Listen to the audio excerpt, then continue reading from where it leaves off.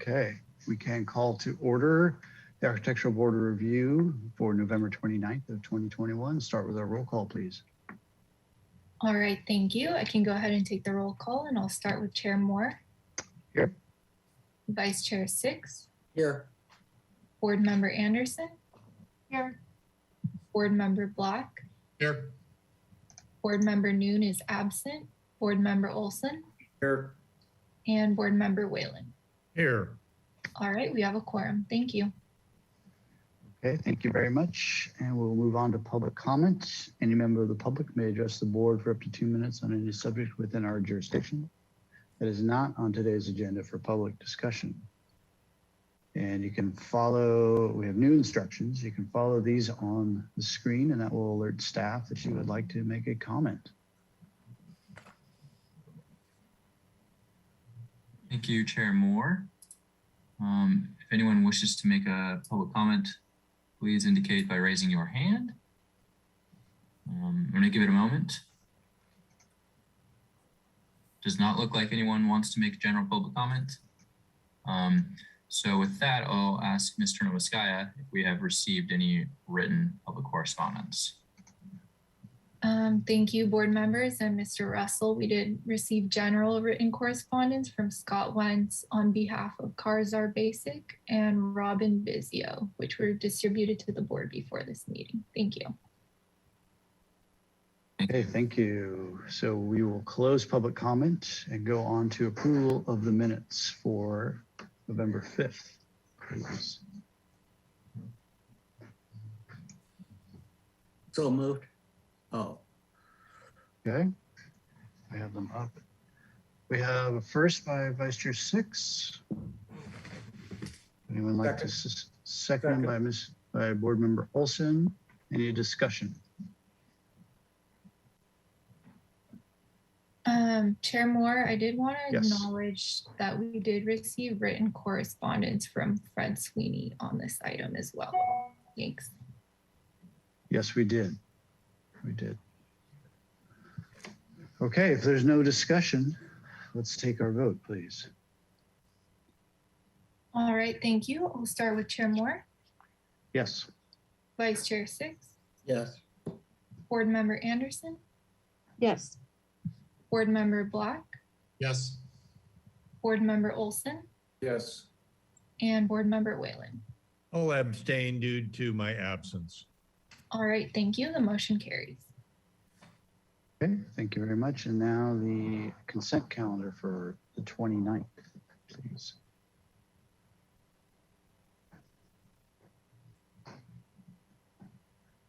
Move we accept as presented.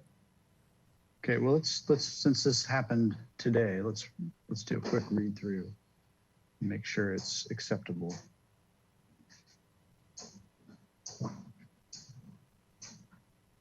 Okay.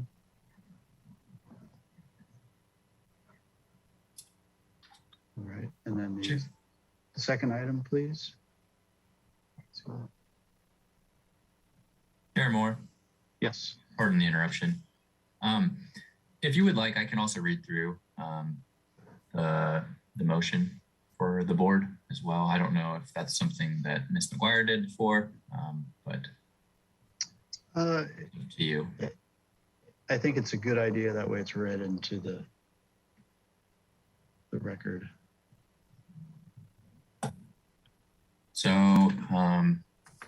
item A, 18 Anacapa Street, received approval of review after final with the comment that the proposed changes are in substantial conformance with the final approval previously granted on March 29th, 2021. That 10-day appeal period was announced. Item B, 128 Via Alicia, project design and final approval is requested, and project design and approval and final approval with the following conditions and comments. Condition that staff verify that all detailing materials, treatments of details at the top of the pilasters, walls, railings, and jam head and sills of new recessed openings match existing. We want to say match the existing house, I think. The applicant shall provide the documentation so that staff can verify detailing. And then the board finds that the compatibility analysis findings generally have been met for those conditions below. Okay. Would somebody like to make a motion for Move approval we of these accept as minutes? presented. Okay, first by Mr. Olson, Second. second by Mr. Black. Any discussion? No? Let's take our vote. All right, thank you. I'll start with Chair Moore, Yes. Vice Chair Six, Yes. Board Member Anderson, Yes. Board Member Black, Yes. Board Member Olson, Yes. and Board Member Whalen. Yes. All right, thank you. The motion carries. Okay, thank you very much. And now we move on to any announcements, requests by applicants for continuances, etc. Anything from staff today?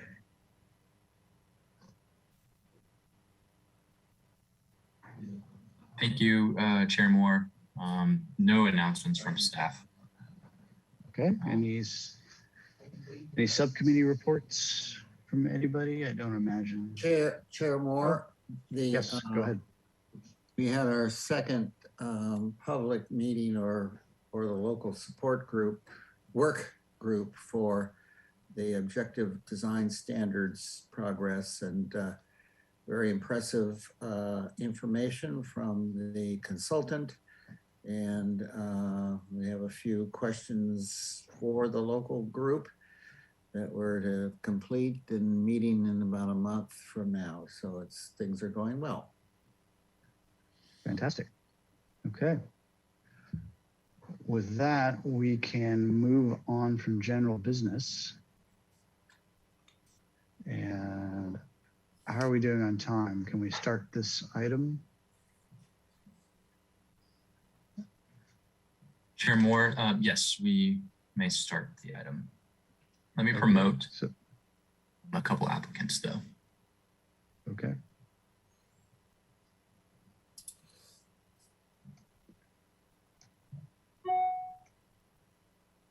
All right, Mr. Kress, I promoted you. Please let me know if I need to promote anyone else, a part of your applicant team as well.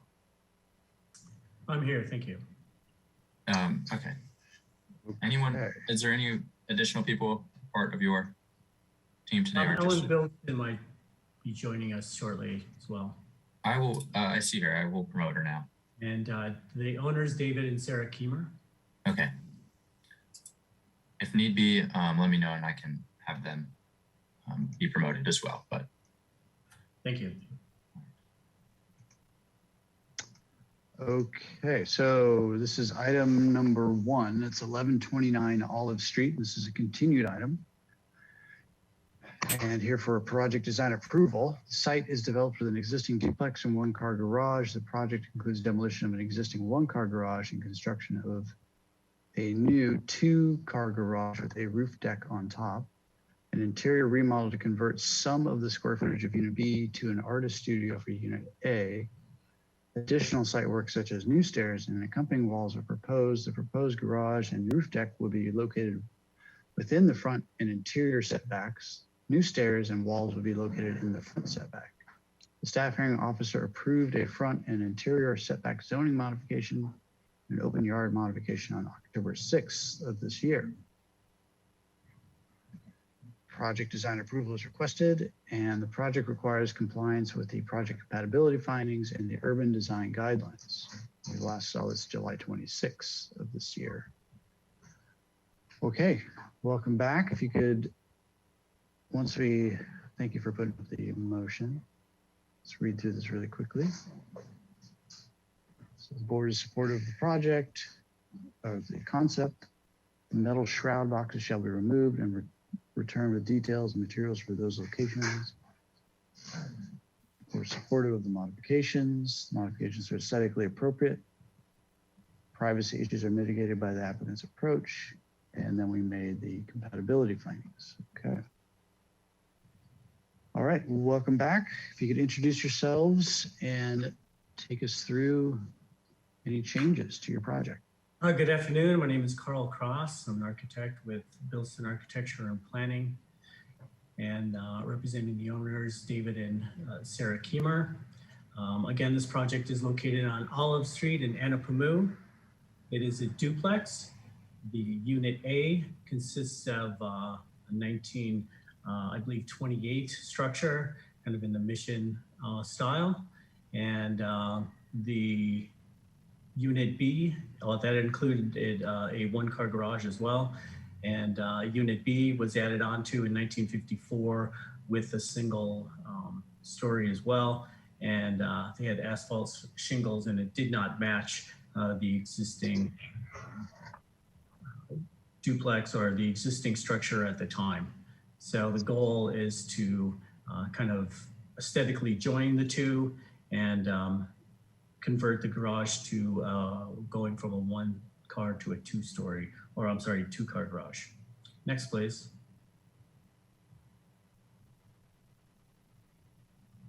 So kind of get us familiar with the project. On the upper right-hand side is the aerial site plan that kind of shows it in context. And the aerial photos, again, kind of show the location of the project on the corner. If you look at photographs 4 and 5, kind of that elevation along Olive Street, you could see the one-car garage to the left, and then Unit B on the left, and then on the right, Unit A. So the proposal of the project is to, again, kind of enlarge the existing garage space from a 1 to a 2-car garage, and make Unit B more in line and keeping aesthetically with Unit A. You can see those metal shrouds that are on top of the parapets on Unit A. I don't know exactly why those were added to in the first place, but our intention is to remove those and simplify the design on the parapet, and we'll show details in regards to that. Next, please. This just shows a couple more photographs showing the other elevations. If you look at photograph number 14, that existing cap is kind of where we want to go with removing that metal shroud to kind of, and then detail that parapet plan. If you zoom back, Timmy, the other photographs are basically examples of other kind of garages that have living space on top in the immediate neighborhood. Next, please. So this just shows the staff hearing officer and the resolution and how we were basically approved on all our requests. Since the last time we saw you, we met with the staff hearing officer, and again, they approved the front yard setback modification for the expansion of the garage, the interior setback modification, and also the open yard modification. Some of the conditions was the use of a deck planter that is next to the neighboring property to allow a little bit more privacy on that. So that was approved the last time we saw you. Next, please. This shows the existing site plan and the proposed site plan. So the existing site plan again shows a limited open yard space with a single garage. Our intention is to, in the proposed site plan, is to expand the existing garage and also expand the open yard space. We also eliminated the need for 2 stairs coming up from both the garage and the sidewalk, and kind of put that into 1 stairs going up to the side to allow for more open yard space. The roof deck up on top is also in the same kind of elevation as Unit B's finished floor. So the intention is to come and make a platform that is level with Unit B, so level B can come out and use that access to the roof deck on 1 plane. And the additions that we're requesting is another 30 square foot addition that kind of fills in that little void, and also put a nice little entry pavilion that's on the corner there that kind of joins the two units together. I would say Unit A's open yard space is really not touched, and we're basically allowing that just to remain as is. Next, please. This just shows a demolition plan showing the existing garage we're going to be removing to add on. And then as far as the intention of the units, it's mostly interior remodeling and reconfiguring kitchen space and master suite space. Next, please. This just kind of shows the proposed layout with the new entry porch there, kind of mitigating the two forms. Next, please. This shows the roof deck or the roof plan. The Unit A's roof, basically, we're just going to be eliminating those metal shrouds. There's some details that are called out that are kind of shown a little bit more detail. And on the left for Unit B, where our intention is to remove the existing asphalt shingles and replace them with two-piece mission style tiles that will match the original structure. Next, please. This is the exterior elevations of the proposed project. See at the bottom left where the garage is and kind of the addition of the garage, kind of using those forms up on top of the roof deck, kind of similar with the original kind of parapet details of the original structure. The garage door, we kind of studied a couple different options, one being having one option and the one door and then also two doors. The owner has a couple vehicles and trucks that that they want to park in there and to allow for additional parking space, and just thought it was too cumbersome to have two separate garage doors with that middle column in there in the way. So we've kind of designed it so that with one single door to kind of make it look like two coach house doors. So the stairs, the sandstone stairs will remain similar material with wrought iron railing going up to the entry courthouse level. And again, those shrouds will be eliminated to make way for a simpler plaster parapet corner with the detailing and that new entry porch there in the center, mitigating between the two. And Unit B's roof replacing the shingles with the mission tiles. We're also going to be removing some of the existing windows that were replaced at one time with vinyl windows that do not match. So we are going to replace those with casement windows that match the original house. Mr. Cross, would you, while you're going through the exteriors, please tell us what has changed, if anything, from your previous submittal. I know we had comments about the stair and the configuration of the railing and things like that. So is anything? Sure. I would say the only thing that has changed was a little bit more detail on the corner. So of the parapets. So we're going to go with more of a simple detail, and we can look on the detail sheet with that. And the other wall and the stairs have not been changed since our last review. Next, please. Similarly with the sections, well, similarly with the bottom of the elevation, in the sections, nothing really has been changed on these elevations, but just some of the heights and some of the elevations were figured out.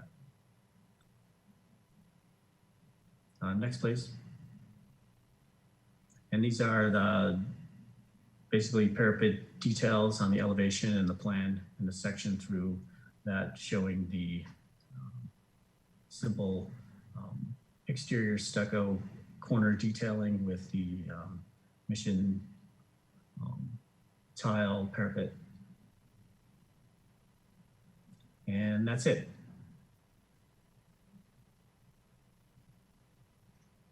Okay, thank you. With that, we will open up public comment for this item. You can follow the instructions on screen if you'd like to make a comment to the board regarding this item. Thank you, Mr. Chair. If you wish to speak on this item, please indicate by clicking the raise your hand icon. It's going to be at the bottom of your Zoom control panel there.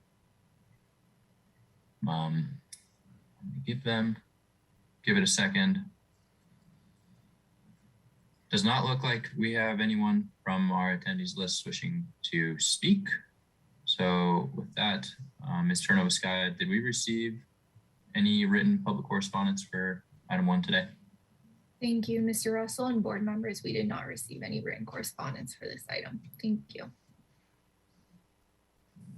Okay, now let's close public comment and go to questions from the board. Trying to navigate our new system here so I can see if I can get everybody on my screen so I can see who's raising hands. Do we have any questions? Oh, yes, Mr. Whalen, go ahead. All right, I'm unmuted. Just a few clarifications, if you please, Mr. Cross. If we look at the eave over the entry B on sheet A201, detail 2 versus A103, the roof plan, they don't seem to match. In the north elevation there, you can see there's a piece of the roof that covers the entry door with a step back. But when I look at the roof plan, that setback disappears, and that setback is on sheet A103. Can you clarify which one it is? No, it would be a little over to the left. You're looking at the entry to unit B, A there. I'm talking about up and to the left, the entry, yes. Am I clear about my question?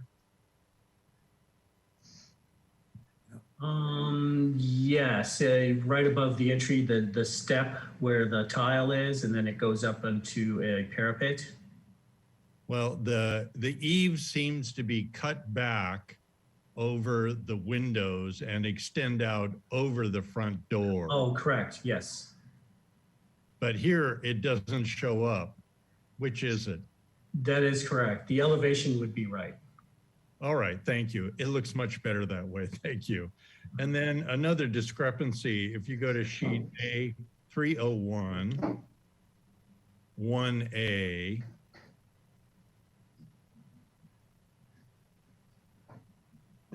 versus sheet A201, 1, it seems to show a step down at the entry to unit B. See my confusion there? Which one is it?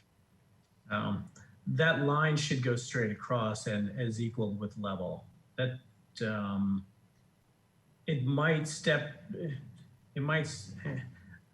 it steps down at the side of the house and goes straight across to the house. As far as there should be a step on the back end of that deck leading to the back end of the house. I think I understand. A section through there would have been helpful, but that leads to my next question. The location of section number 2 doesn't reveal all that I think it should. If I can remember my comment there.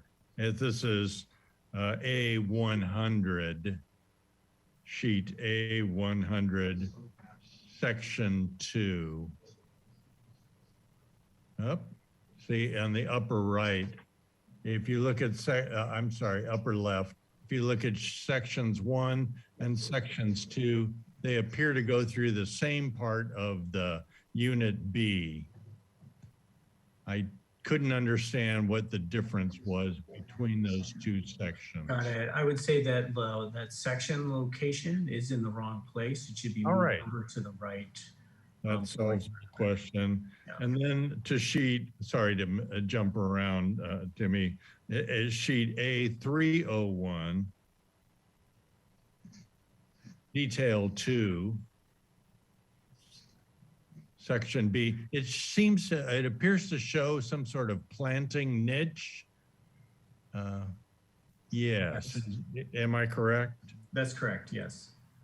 And then my final little question, how much width is added to the existing garage to the proposed garage to take it from 1 car to 2 car? If we go back to, I guess, the floor plan, I think the overall is 24. I think it's about 8 feet that's going to be added. All right. That concludes all of my questions, Chair Moore. Thank you. Okay, thank you. Vice Chair Six, did I see your hand up before? Yes. If we can go to that same, well, let's, how are we gonna do this? I think in the last, let's see, let's go to a site plan. Yeah, and zoom in that upper one, yeah. So I think last time at the landing, just the first landing from the main stair coming up from the street, we suggested that top of that solid wall to perpendicular to the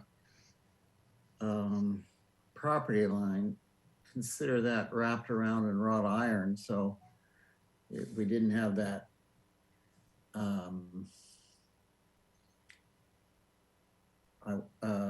tall stone end of that wall sticking above the rest of your sandstone. Was that determined to be infeasible? We studied that and we kind of looked at some options. I know the owner wanted a solid wall there to really kind of differentiate between going, as you see those stairs kind of going down into the other side yard of the A to kind of separate the spaces between A and B. Okay. And as long as we're on here, I think we all just looked at section 2 and that planter niche between the lower wall to, as you're going up the stair, on the left-hand side going up the stair is very narrow. I'm wondering if the top wall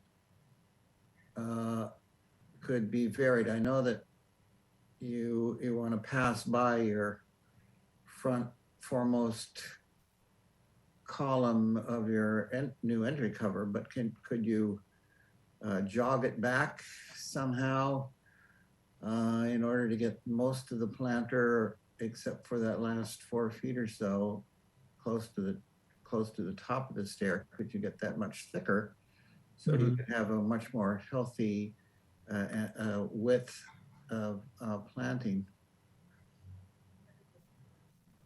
Do you understand what I'm saying? Absolutely, yes. I think that would be a goal. It would be something to consider, correct? Yes, absolutely. Okay, thank you. All right, anybody else? Questions? Mr. Black, go ahead. I believe you're muted still.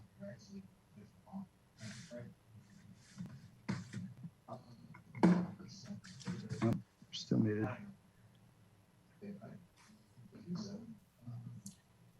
Okay, There you go. Oh, there, yep. okay. Just a quick question. Could you describe, I know there's a fair amount of existing landscape around the perimeter of the site. Can you just talk to me about whether you're modifying any of the existing, and are you proposing, well, you are proposing some new planting here and there in these small planters, but you don't illustrate that on these plans, do you? No, I would say the majority of the landscaping that's in the front half of Unit A will remain the same. Yes. And then there's a couple opportunities. One in that planter that's next to the property line on the left. And then the kind of growies on the wall the entry wall of the stairs that we were just kind of talking about. I would say that, nothing has been proposed as of yet, but I can't see anything that's going to be too high. Okay, so I would just expect that when you come back that you'll provide us with some indication of what that planting would be. Yes. Okay, that's all. Thank you. All right. Anybody else? Mr. Whalen asked all my questions. Excellent. All right. Well, if there are no more questions, let's go to comments. Who would like to start? Mr. Whalen, go ahead. Sure. Thank you, Chair Moore. I think this is a perfectly lovely design expression. I think it does an admirable job of stylistically melding the old and the unfortunate new, the resolving some inconsistency in the design. And let's see, apart from one detail, the new railing on the stair to me is key to the design. And I would like to see much more detail about what that railing looks like. It would be essentially like a tie on a suit of a man. It's going to be the full expression, and I would propose that we get more detail on that one piece of iron railing. Thank you. Okay, go ahead, Mr. Vice Chair Six. Yes, I think it's been a long time since I've worn a tie, but I would concur with Mr. Whelan's comments. I think it's a very fine project. With the one comment that, as I indicated in my questions, to find a jog in the upper wall opposite the street on the stair to provide a more healthy depth for planter. Okay. Does anybody have anything different to add or to mention? I think it's ready for PDA. Okay. Would you like to make that motion? Yes. I move to approve the project for project design approval with the following conditions. That when the applicant returns, we'd like to see the iron railing details. We would like to see the landscape plan confirming that the majority of the existing landscaping is retained. And Mr. Six had an item there that I didn't write down. Would you add that condition, add your suggestion there, Mr. Six, to this list of conditions? Yes, where possible, pull back the upper portion of the stair wall opposite the street to provide wider planter. Thank you. And are there any other conditions that anybody else would like to add before I read the findings? Okay, let's modify that motion as before you jump into that to be the project shall return for final approval to the full board. Thank you. And then I think you can dive into the compatibility findings. This project is consistent with our design guidelines, and it's compatible with the architectural character of the city and of this neighborhood. The size, mass, bulk, height, and scale are appropriate. It's sensitive to adjacent landmarks and historic resources, of which we are not aware of any in this neighborhood. The public views of the ocean and mountains are not affected, and the use of open space and landscaping is appropriate. Okay. Do we have, May I ask a question? I'm sorry, we're still in the Okay. motion I'll portion second of it. that. So I'll So second we had that. a first, and it I'll was second seconded by Vice Chair, seconded by Vice Chair Six. Any discussion? Ms. Anderson? Is there a way or would anyone agree if we could send it to consent calendar? Or do we feel like it needs to come back to full board? I would support consent. Okay. Does the maker of the motion agree? I agree. Okay.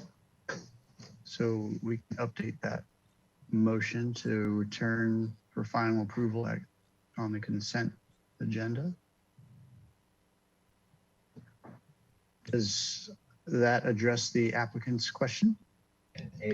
My question is whether the planter that we discussed alongside of the stair, whether it's an option to remove it entirely as opposed to widening it, if it's not deemed to be wide enough currently. Okay. Chair Moore, Yes, go ahead. I think it's, Yes. without that relief, I think it's a very high wall, and I think the planter addresses the height of the wall admirably. It just needs to be wider. So I don't see it as an option myself. Okay, Nor do I. thank you. I would agree. Okay. With that, if there's no more discussion, let's take our vote, please. All right, thank you, board members. I'll start with Chair Moore, Yes. Vice Chair Six, Yes. Board Member Anderson, Yes. Board Member Black, Yes, Board Member Olson, Yes. and Board Member Whalen. Yes. All right, thank you. The motion carries. Okay, thank you very much. And as always, there is an appeal period, and those directions are on screen now. You can follow those if you wish to register an appeal. Okay, thank you very much. And we can move on to item number 2, Thank you. Thank you. which is, get my viewer out of the way. And Will, sorry, Mr. Russell, are we on schedule still? Yes, Chair Moore, we can We can hear the begin. second item today. Great. So item 2, this is 2 South Quarantina Street. This is a continued item. It's here for project design approval, and the project consists of a proposal to construct a single-story 3,151 net square foot light industrial building with a receiving and storage area, break room, and restrooms to be used in conjunction with the adjacent Arbor facilities. Project also includes surfaced areas for staging and storage of equipment and vehicles, a trash enclosure, bicycle parking, and 6 vehicle parking spaces. An approximately 6-foot tall wall/fence is proposed around the perimeter of the property. The project site is 1.26 acre vacant lot located at the southwest corner of Quinientos and South Quarantina Streets. Coastal development permit was approved by a staff hearing officer on February 24th, on appeal by the Planning Commission on May 13th, and on appeal by the City Council on August 10th of this year. Project design approval is requested, and the project requires compliance with the compatibility analysis, the urban design guidelines, outdoor design, and outdoor lighting design guidelines. We last saw it June 1st of 2020. So I think all of our board members were on at that time. Is that correct? Yeah. Okay, great. I can read through the motion since it was such a little bit of time has passed. Mr. Chair, while we do that, I would also like to promote some of the applicants. We haven't had the chance to do that just yet. Great. So, Okay.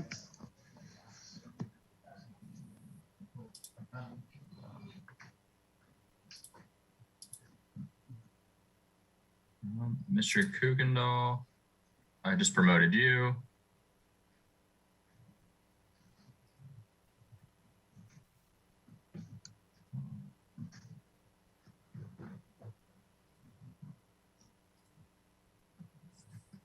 Mr. Kuykendall, please let me know who else would be a part of your application for our presentation team today.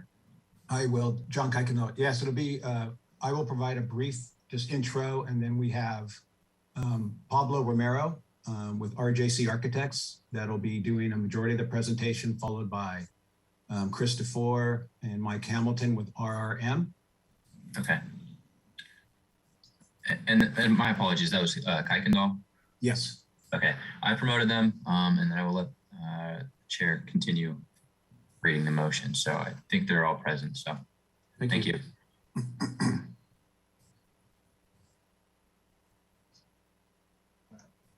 Okay, unmuted now.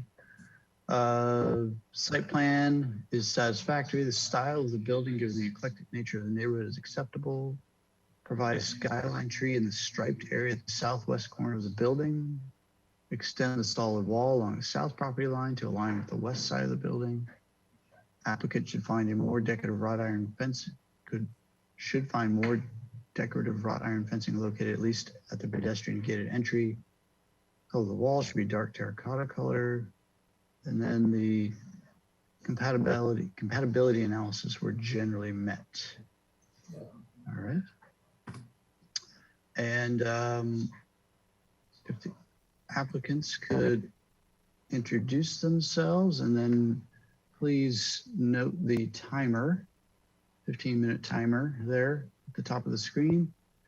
You could limit your presentation to that time. That would be helpful. Okay, go ahead. John Kuykendall, can you hear me? Yes. Okay. John Kuykendall with DMI, agent for the applicant. I'm just going to give a quick brief introduction and then turn it over to Pablo Romero and Chris DeFore to go over the plans, the revisions since the last time we met. But just as you mentioned, Chair Moore, we have gone to the ABR twice on concept review. The first time was in December of 2019, and the last time was in June of 2020. Since then, we did receive approval of a CDP from the SHO, Staff Hearing Officer, that was subsequently appealed to the Planning Commission. The Planning Commission approved the CDP that was subsequently appealed to the City Council, and that was approved as well back in August of 2021. And so now we are before your board for project design approval. During those meetings and the conditions from the SHO, a couple of things that our design team will go over is one of the things that both the PC and the City Council asked us to look at was possibly consider an 8-foot wall instead of a 6-foot wall around the perimeter. And that's something that we have incorporated into the revised plans, as well as making sure that the perimeter plantings, the street trees are 24-inch box. So we have that as well. That'll be shown in the landscape plan that Chris will go over. We have added the tree in the middle or to the near the accessible parking space. That was a concern back at your last ABR hearing. We'll show that as well. And then we also are adding an additional street light. That was another comment that was recommended, and we've added that to the perimeter of the project. Overall, it's a light industrial project, roughly 3,100 square feet, net square feet for light industrial uses, with the remainder of the site to be used for storage of equipment and vehicles.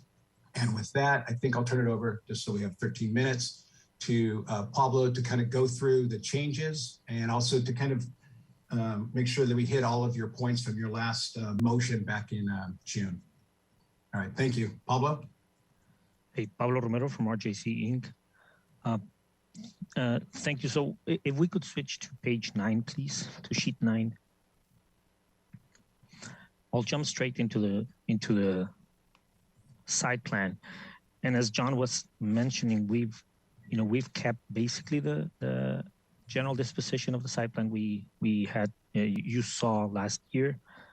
We've gone further into addressing some of the comments we received from the previous ABR, as well as the show and the city council meetings as well.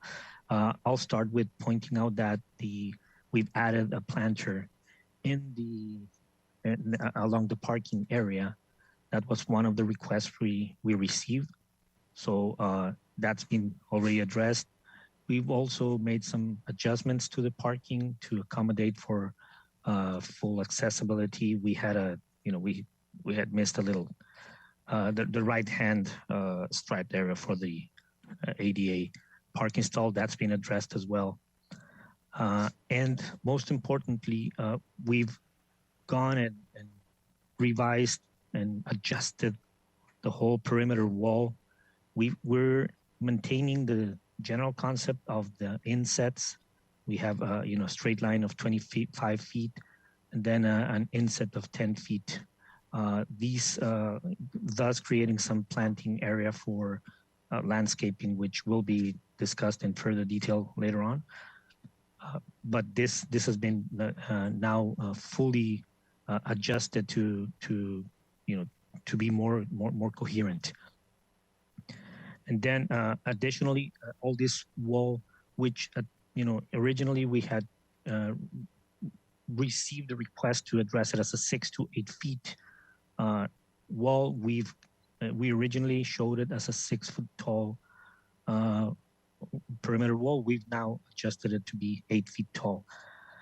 On our previous meeting, you also requested that this solid wall, which is the one that's being used along 500 and Cuarantina, you've asked us to extend it along the east line, along the right hand of the drawing, to at least cover the building, and that's been also addressed here. So this same element extends, prefab fence wall extends all the way to match the existing the edge of the building. Let's call it the south edge of the building. From that point on, then we transfer to chain link fence. Can we go to the next sheet, please? We are maintaining, as you can see on the details 2 and 3, that's the 1 feet, typical 1 feet setback, 1 foot setback, to allow for some vines to grow along the prefab wall, and then the insets that are installed every 25 feet, the 10 feet insets that allow for slightly different landscape options. And one thing that we discussed, can you zoom out, please? On the previous session, we had shown you the color options for the prefab fence wall that we're recommending, and it was decided that we should be using terracotta. However, and as we will be showing shortly on our color board, we identify that can we zoom in into the color selections, please? Terracotta was not working great with the color palette that we're proposing for our building, so we're requesting an adjustment to use desert tan, which appears to be more in line with the colors that we're going to be recommending. Can we zoom out again, full screen? Okay, and I understand that you had requested to see, or at some point it was requested to show what the prefab wall looks like, and this is basically it's comprised of a series of posts, and this is in great part the reason why we're selecting landscape. We'll explain a little bit more about this, but we didn't want to have a continuous stem wall footing running along the entirety of the wall. This would have reduced the amount of soil available for the plants to grow. And this is only addressing as, isolated posts for the foundation.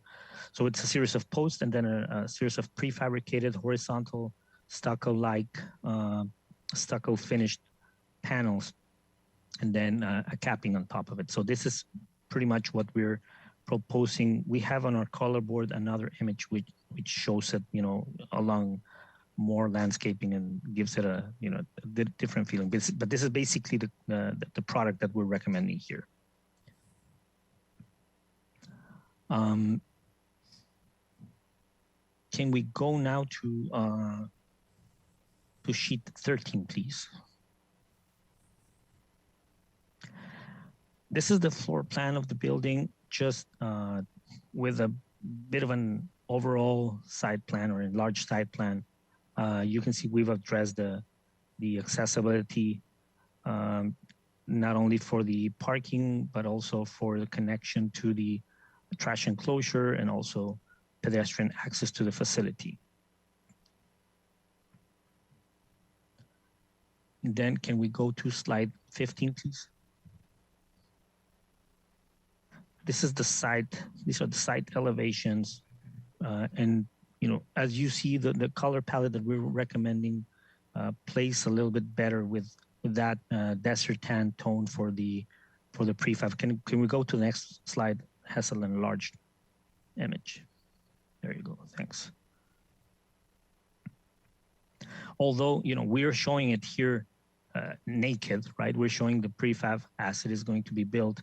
In reality, we're going to be, it's going to be mixed with landscaping, but still the color works way better, with the tones that we're selecting for the building. And can we go to the next slide, please? Finally, as discussed, we've addressed, as you can see on the lower right image, we're turning the corner with a prefab per your recommendation on the previous meeting, ABR meeting. And let me see where and can we go to slide 23, please?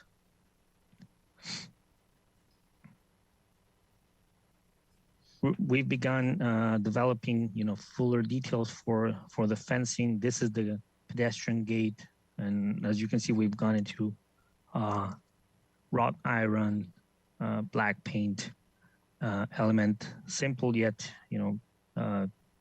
well defined, and we think that's appropriate to the zone that we're using it for. We've started developing mechanical, electrical details to start already addressing where some of these elements are going to be located and at least not interfering with the image of the building. You have that in your package. I don't want to go into more detail at this time since the time might be running out of us, but feel free to ask us any questions as you deem appropriate. Can we now switch to the color board, please? Okay, and the bill, we're thinking of, can we go to the next slide, please? We're thinking of this as a lightweight pre-manufactured steel building. And so we're going with steel panels for the walls as well as for the roof, for the roofing. And again, we're going with selection of colors that the manufacturer is providing us with, which was very much in tune with what we had selected previously. Can we go to the next slide, please? The roofing is going to be treated in gray so as to not to be too reflective.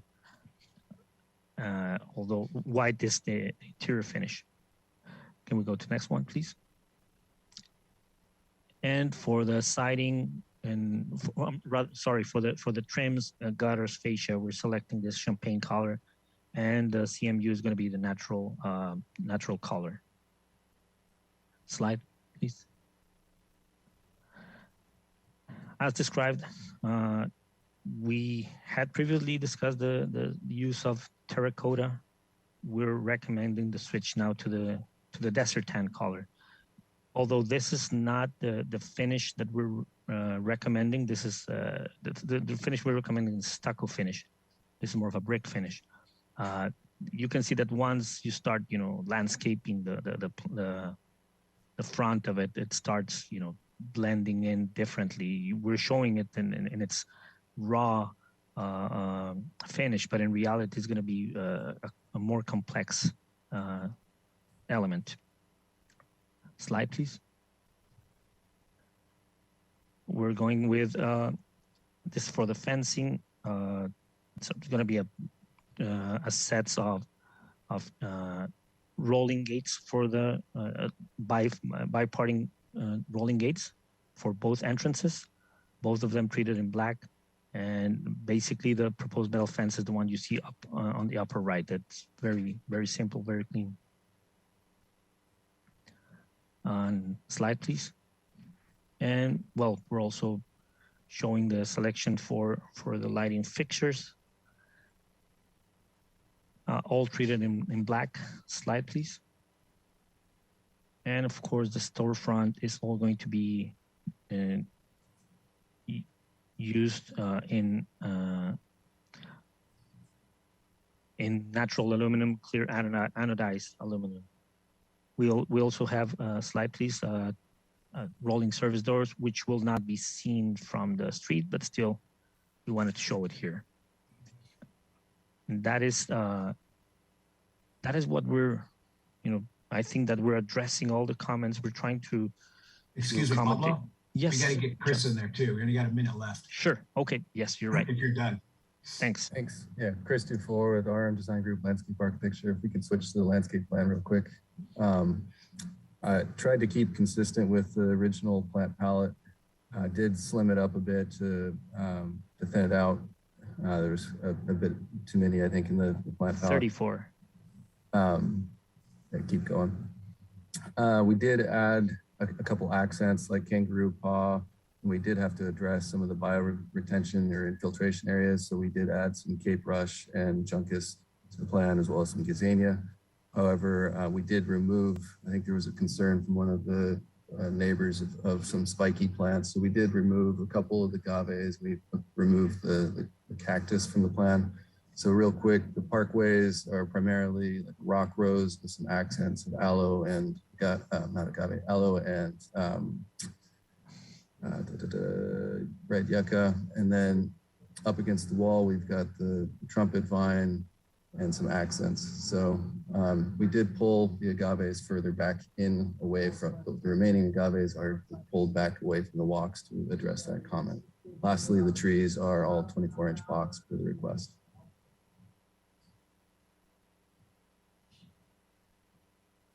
Okay, thank you. There were some other trees around the building as well, correct? Yeah, if you go to the next page, the L2.2, those trees are all 24-inch box. So we've got the peppermint tree as well as the flame tree as part of the palette. Okay, can we just slide over to the left a little bit so we can see the legend as well, or the schedule as well? Be helpful. Yeah, the sizes are to the right of the common name. I don't know if your screen shows them.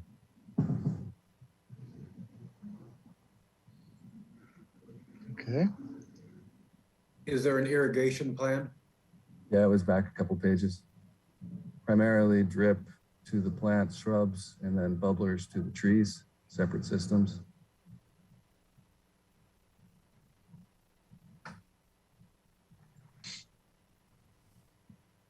Okay. And I see the landscape backflow. Is there a fire backflow location yet? Generally, they're in the same area.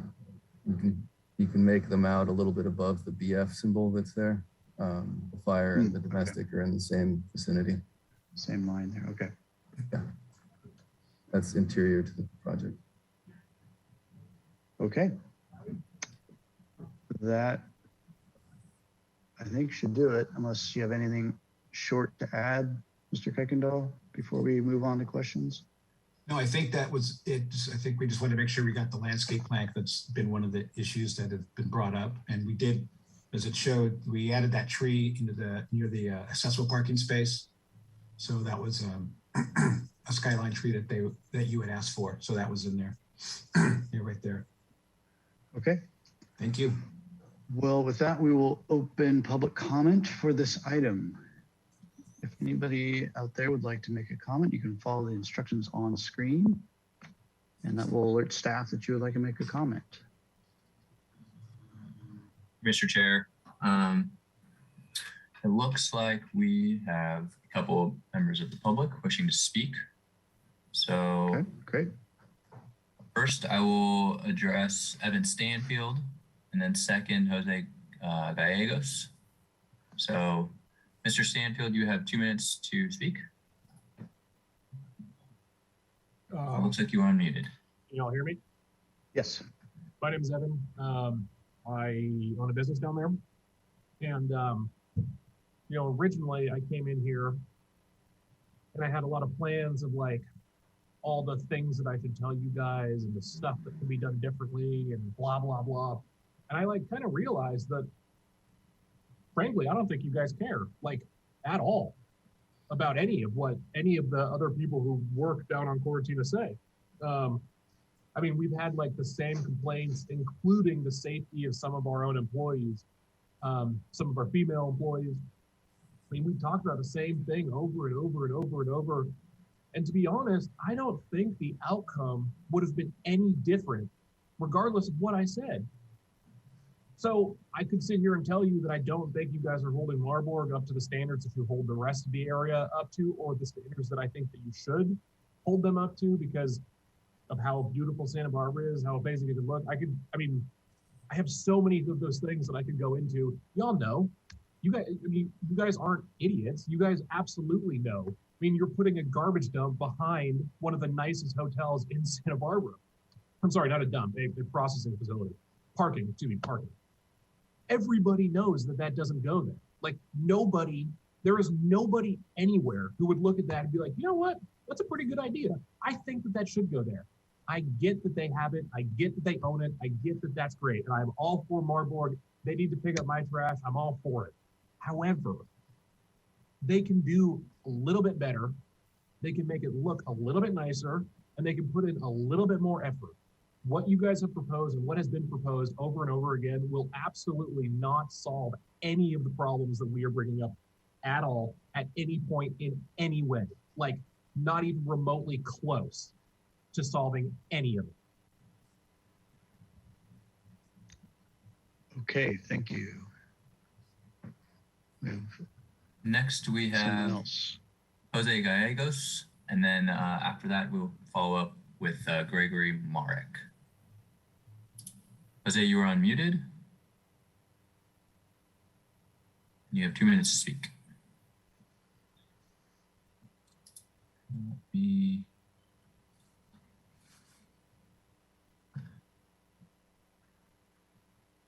Mr. Gallegos, we need to unmute yourself to be able to speak.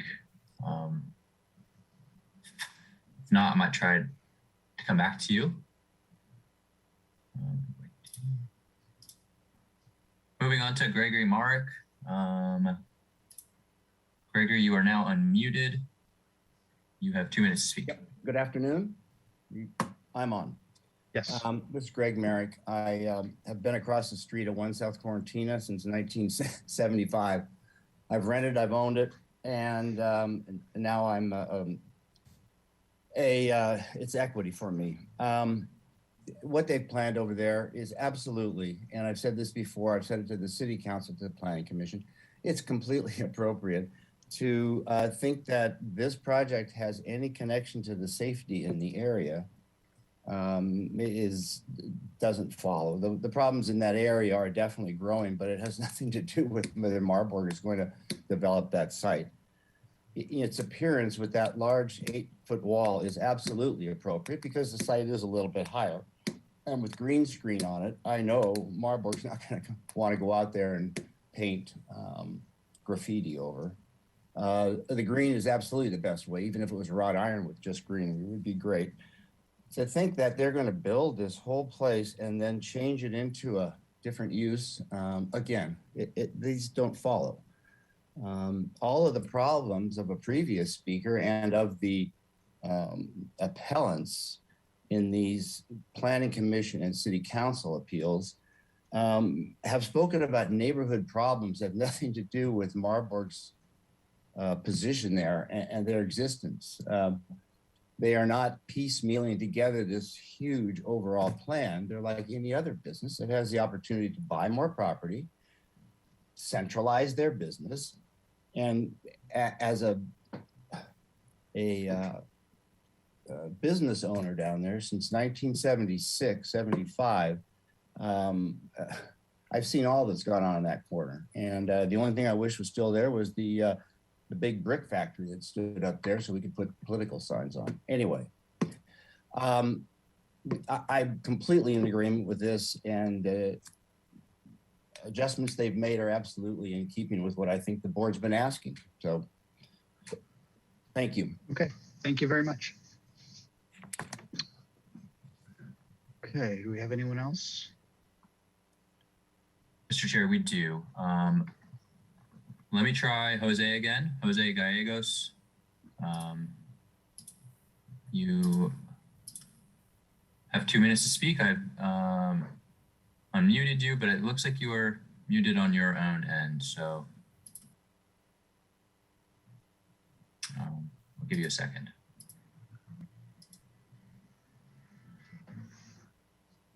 I think he's maybe having some technical difficulties, so I'm going to move on to Guy Dolev. Mr. Dolev, I have unmuted you, and you have 2 minutes to speak. Hi, everyone. So a couple things here. We've just heard some serious brown nosing. Just in case you're wondering, we were only given notice about this Wednesday at about 3:30 p.m. So that's why a lot of folks aren't going to be here. But about Marburg Industries doing all sorts of operations that weren't approved, you should see what's there on Calle Cesar Chavez, formerly Salsa Puedes. That operation was denied by the Planning Commission in 1995, and there they are, they're grinding concrete and asphalt all day long. Somehow that went in 2013, that's when I began fighting all this. So how much I care for this neighborhood where we've got a business is, I got the RVs out of there. We had about 35 of them. It was an absolute disaster. I also filed the code enforcement request for 2 South Quarantine, and I got all that wiped out. It took about 2 years. So don't go, patting Marburg on the back here that they're cleaning it up. They wouldn't have done anything, but Greg Mark just has no idea what he's talking about. About their design itself, you've got Mediterranean architecture all over the place. You've got the Rescue Mission, Challenge Asphalt, of course, the Doubletree, our building. There's white plaster all over the place. And that's really what makes Santa Barbara beautiful. I think nobody knows that better than you. Marburg can definitely afford it. What they're putting in here is just really cheap. This is absolutely embarrassing architecturally. They destroyed an entire eucalyptus grove that blocked all sorts of things visually, and what they're putting in with tiny trees isn't going to do a good job. So that really needs to be looked at very, very carefully, and we'd appreciate continuance on this as well, as notice was given only very late. Okay, thank you.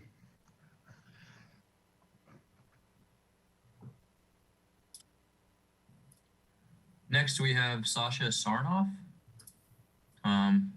Ms. Sarnoff, I have unmuted you. Looks like your hand is raised. You have 2 minutes to speak. Hi, thank you. Can you hear me okay? Yes, we can. Oh, fantastic.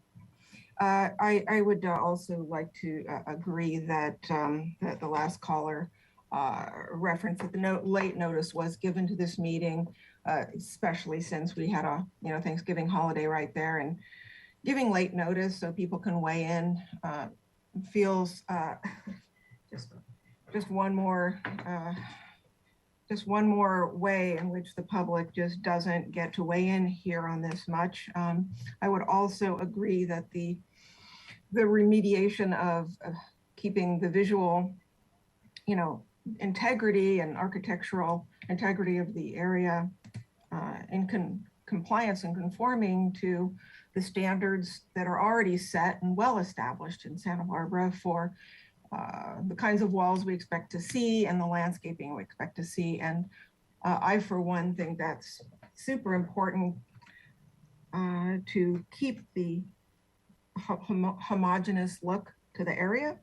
And the wall that was just presented in the slideshow, as soon as it popped up on the screen, I was just like, ugh, really? I mean, and I am a pretty visual person. I worked off and on in construction and design capacities for well over 35 years. I think I know a little bit about that piece. I was surprised how really unattractive the option was. And I don't think there's a lack of funding to get this done. It should be done properly. And we already have so many problems with this project as it is. The ABR that was never really attended to properly in the beginning, going way back. Let's get it done right and have it be visually attractive and be as beautiful as it can be for Santa Barbara. We deserve it, and to have as many trees as possible to mitigate the amount of trucks and cars and everything else going on in the area. So lots of full-grown mature trees would really be appreciated by the neighborhood, that's for sure. So thank you so much for taking my comments. Thank you, Mr. Chair.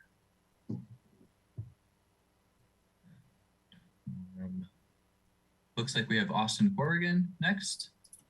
Austin Corrigan, I have unmuted you. You have 2 minutes to speak. All right, can everybody hear me here? Yes, we can. All right. Good afternoon, everyone. My name is Austin Corrigan. I am a business owner and property owner across the street from the proposed building here. Kind of piggybacking on the last two speakers.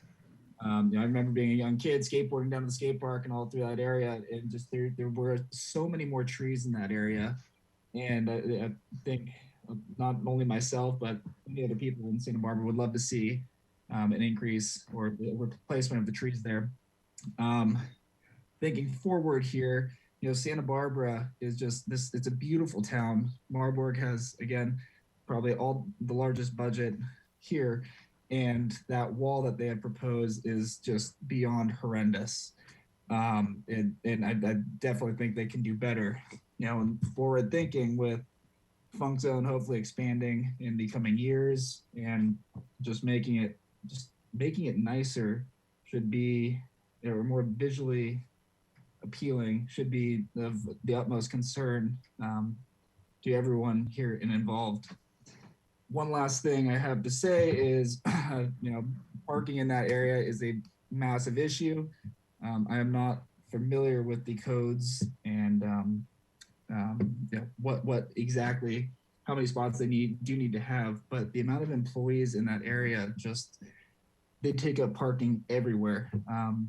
So I think, with the street parking becoming more and more filled up, more street lights would be hugely helpful in that aspect.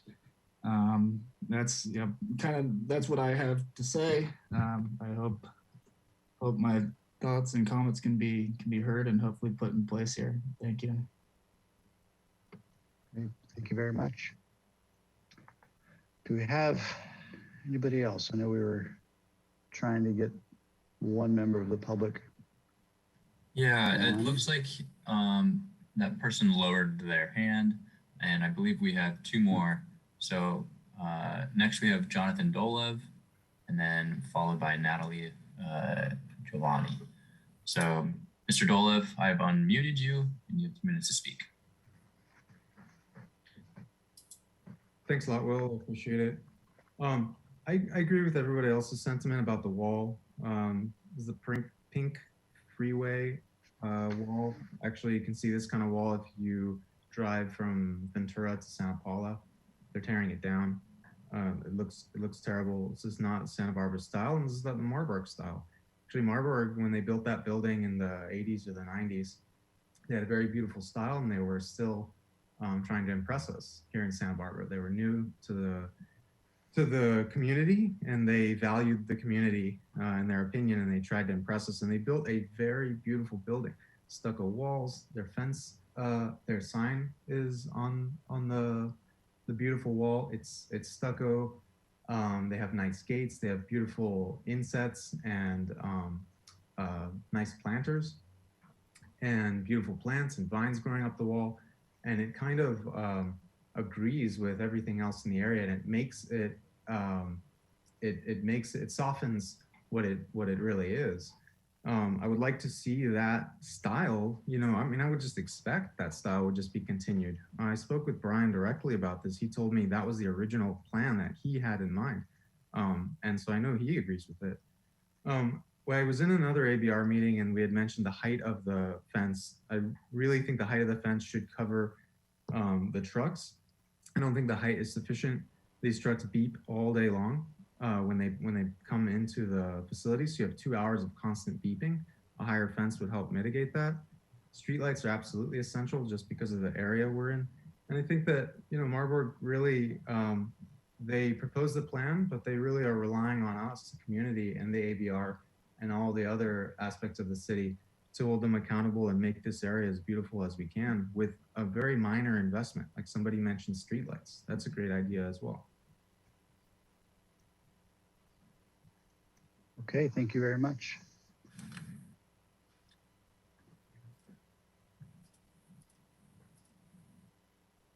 It looks like we have one additional speaker. So after Ms.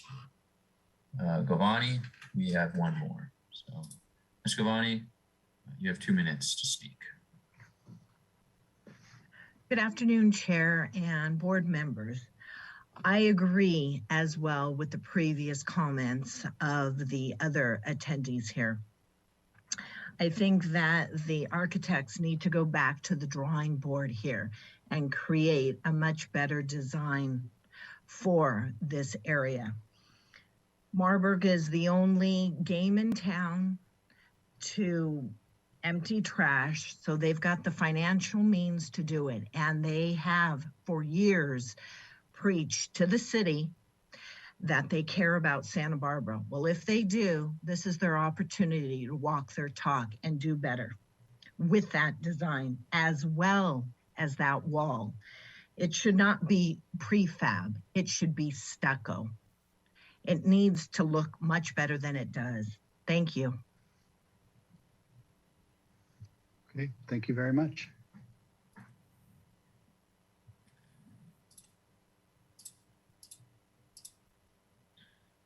Ms. Kramer, I have unmuted you and you have 2 minutes to speak.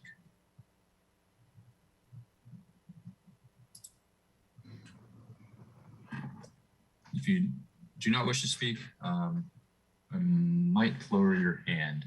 I'll give you a second or two. So it looks like you're muted on your end.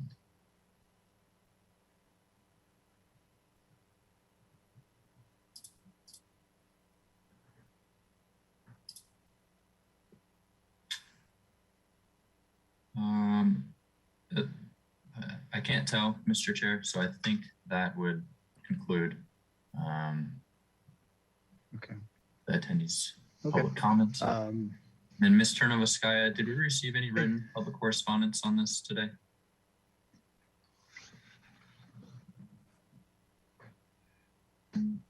Thank you, Mr. Russell and board members. We did receive one letter from Austin Corrigan, which was distributed to the board before this meeting. Thank you. Okay, thank you. I can sympathize with the public about the unmuting themselves, and it's frustrating. Hopefully soon we'll be back to in-person meetings, and that will be a lot smoother process. So if that is everybody that was able to speak, we will close public comment. Chair Moore. And go to Richard. Questions from the board. Yes, Vice Chair Richard, go ahead. Am I on? Go ahead. Yes, you are. I was just suggesting that it's too late now, but if those public speakers didn't know to drop their cursor to the bottom of the screen to pop up the menu for the unmute, that might have been the problem. But anyway, Mr. Chair. Yeah. Sorry, To the board. sorry, Vice Chair Six, before you jump in, go ahead, Mr. Russell. We can make that direction towards the participants again. If they, for some reason, if they want to raise their hand, I don't know, Mr. Chair, we can reopen up public comment and address those Yes, two please. members that. So Yeah, if we can, please, let's reopen public comment if they're able to unmute So- themselves. again, if you wish to make a public comment, please indicate by raising your hand. That is located at the control panel at the very bottom. If you wish to speak, that will notify me, and I would be able to unmute you. But it does not look like anyone is raising their hand. So I think we can maybe close public comment again. So, Okay, Mr. Chair. all right. Well, let's close public comment. And before we jump into questions, is it possible for staff to just speak briefly about the notification process and just let the public know when that notification is sent out? And this is, the normal process. Yes, thank you, Mr. Chair. Since it was a short week last week, we actually sent out the agenda early on Wednesday. I think we require 72 hours notice. So it went out early because of the holiday. We were closed additionally. So it was noticed on time. And if it was not noticed on time, this item would not be able to be heard today legally. So everything was done according to our noticing requirements. I hope that answers your question.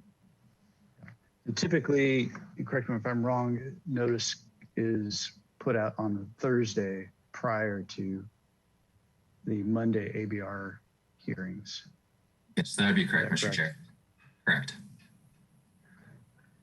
Okay.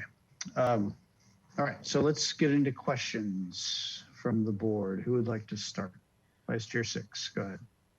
Yeah, so I don't know whether staff can answer this, but I was not privy to and did not hear witness the city council appeal.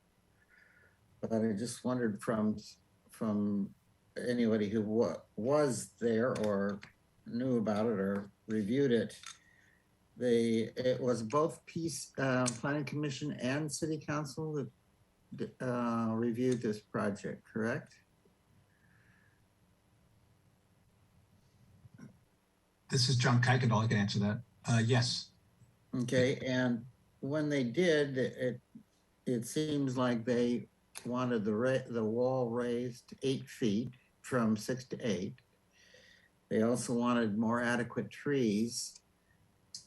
Were there any other architectural significant comments or concerns, especially on the type of wall, stucco, solid masonry versus the prefab concrete?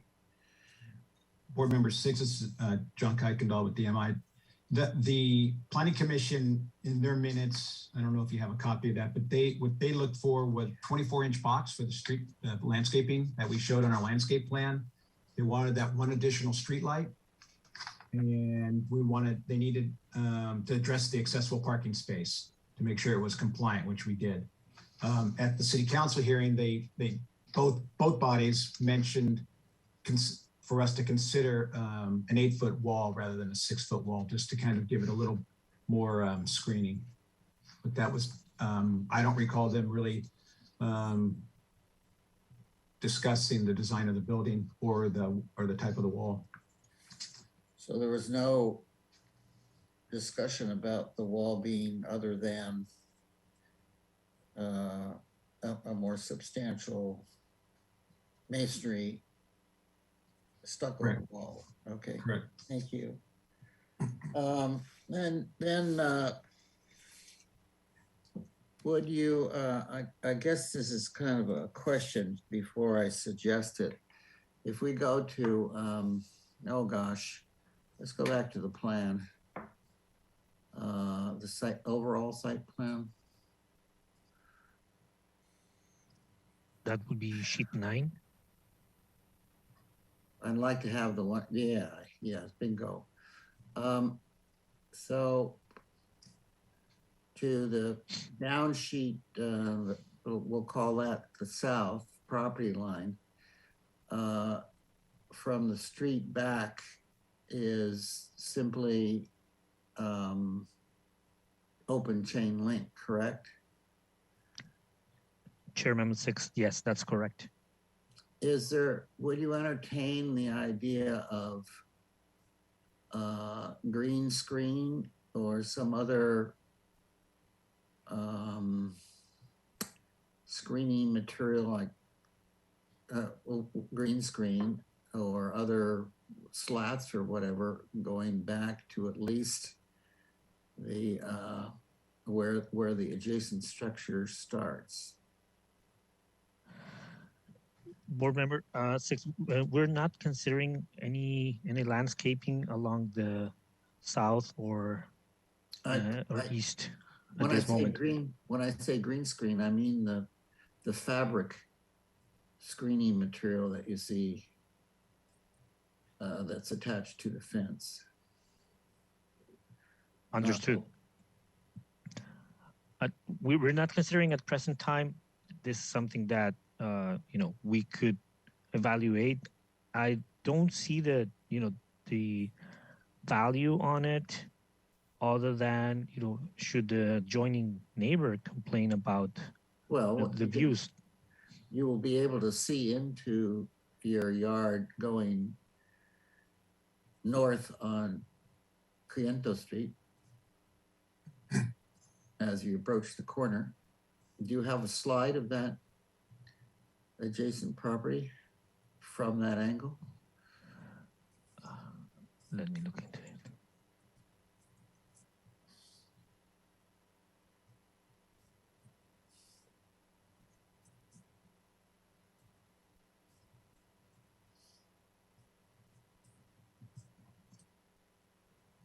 We don't have a slide that would look into that in that direction. The closest we would have would be, can we go to sheet 18, please?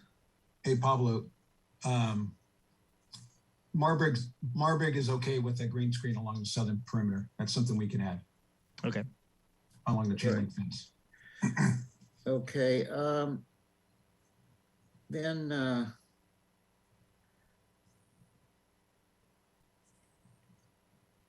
it's minor, but I think it's an important detail.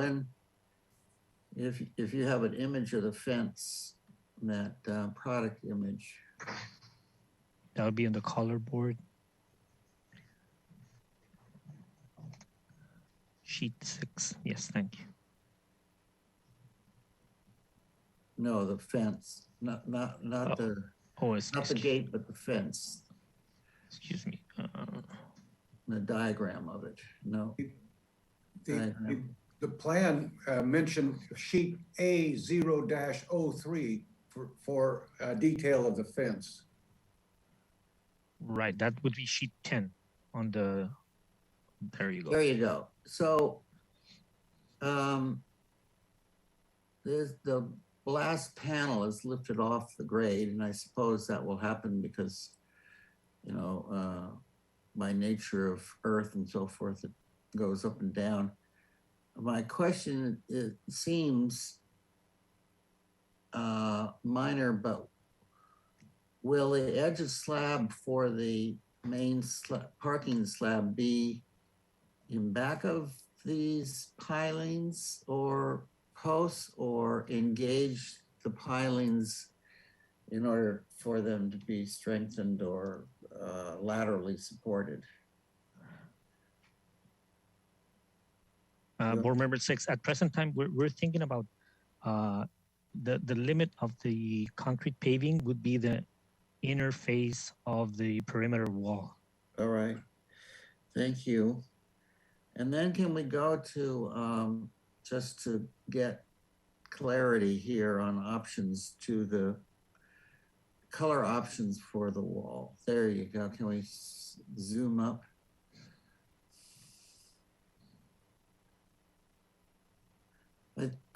Well, okay, I'll phrase this as a question. I'm cheating a little bit, but obviously the dark terracotta probably in reality is a lot pinker and, maybe sickly looking. My idea was that the darker the color, the more the wall would be diminished behind the vines and so forth. And it seems like Pueblo is, still neutral, but even a darker hue, a value than the desert tan. Would you consider, or even the charcoal is darker? It seems like the desert tan is lighter than two of those. And what could you reconsider and go to a darker value in order to accomplish the disappearance or attempt to disappear the wall behind the vegetation? We can definitely entertain that idea for sure. All right, thank you. Those are my questions. Okay, thank you. Who's next? I can be next. Okay, go ahead. So details of the fence.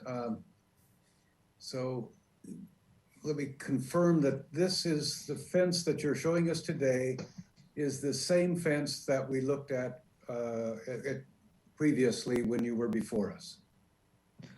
That is correct. Board Member Olson, that is correct. So I'm having some agreement here with the public on this fence, and I realize it's been before us and approved by us, but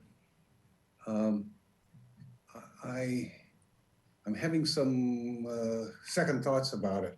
So it might help if you could describe with a spec sheet the thicknesses of these panels. And so maybe that would be the place to start. Before we jump, sorry to jump in there. And before we do that, let's put up the motion again from our previous. So this was continued indefinitely. And it's returning for project design approval. Now, at our last hearing, that we did find that the compatibility analysis criteria were generally met. So that's something to consider. But let's just review our minutes again. The site plan, given the functionality, demand of the program is satisfactory. The style of the building, given the eclectic nature of the neighborhood, is acceptable. The applicant provided skyline tree in the striped area. Applicant shall extend the solid wall along the south property line to align with the west side of the building. Provide more decorative wrought iron fencing. The color of the wall should be the dark terracotta color. And then we made the general compatibility analysis. So let's keep that in mind as we move forward here. Okay. Go ahead, Mr. Olson. Mr. Chair, are you suggesting that we couldn't review this wall selection? I think we just need to be careful as we've given them the indication that in general, these items are, compatible with the analysis criteria. So I think we can certainly give them materiality options and things like that. But I think in general, we need to respect what this motion says. So I think, and again, the materiality of it, I think is something that we can discuss. So then I'll go back to my question. Do you have a spec sheet? Can we review some of the thicknesses of these panels so we have a better idea of the construction of it and the appearance of it? Board Member Olson, we can provide a spec sheet, yes. We don't have it in this presentation, but we do have information, additional information than what we're showing here. Thank you. Mr. Chair. Yes. And board members, I just also wanted to bring to your attention, and Mr. Bolton had it up earlier, when this project was at both the Planning Commission and the Council on Appeal, there were some design review conditions of approval that would need to also be satisfied before you can grant project design approval. So I just wanted to make sure that you are aware of these. Right, so the perimeter wall shall be a solid material and not chain link fencing. Screen backflow device, it appears that it's screened and well located. Dry utilities shall be placed on private property. And we'll get into that as we move forward. And then the trash enclosure appears to be provided as well. And street trees shall be 24-inch box. And if we could scroll down, please. Accessible parking to be provided. So that looks like it is in there. So thank you. Let's go back to Mr. Olson and his questions. So that was the question, and I believe the answer is that they can provide that for us, but not today. Mm-hmm. Okay. Who's next with questions?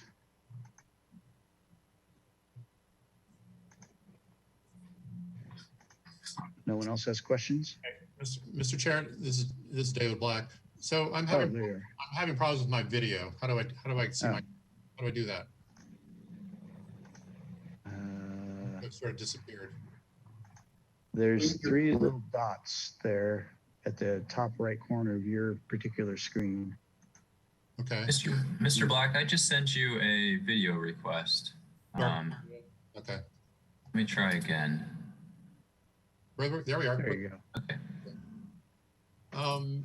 So I have a couple of questions. One is, I was sort of disappointed that I guess it was the landscape architect only had like 60 seconds to explain this plan to us.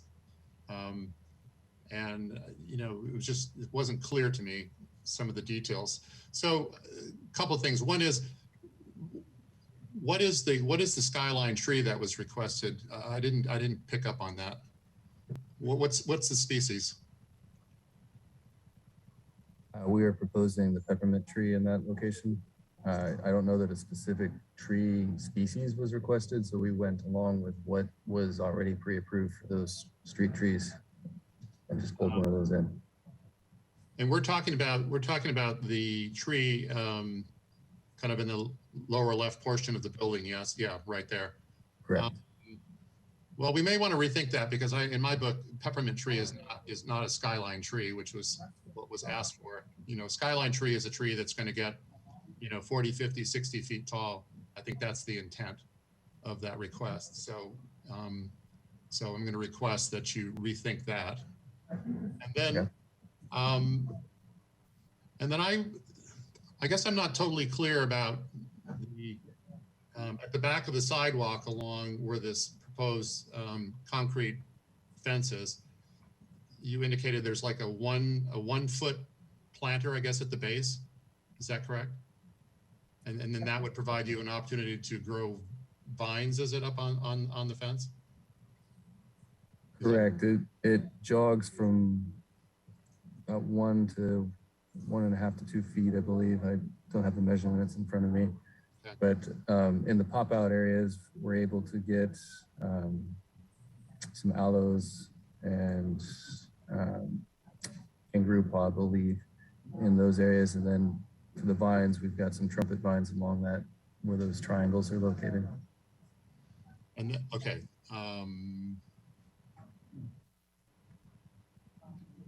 Okay, and then I guess my other question is the rolling wrought iron fencing that you have. Would there be some consideration for maybe having like a sheet metal backing on it so it's not as translucent, you can't see through it to see all the storage equipment and what have you? Because I think when the gates are closed, whenever they are, you're just going to be able to look right through that gate into all the equipment and what have you that's there. Yeah, that was a discussion that has come up earlier. I think there I think there's favorability towards that, but we wanted to make sure that the visibility as you are leaving the facility, that you're not blocking visibility of people walking across the sidewalk and that kind of thing. But I think that can be remedied by the percentage of openings in the sheet metal.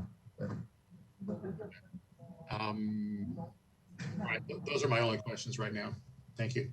Okay, thank you. Anyone else? Vice Chair Six, go ahead. I'm sorry, the trickle question effect. If I understand by the diagram that these, let's go back to that fence diagram, that these posts go into a concrete cylinder-like foundation. Sheet 10, please. Yeah, there. So, and those look like, you know, at least a foot, if not more, in diameter. And you're only a foot away from back of sidewalk with the center line of these things. It just seems like, you know, it gives you only 6 inches to get, you know, your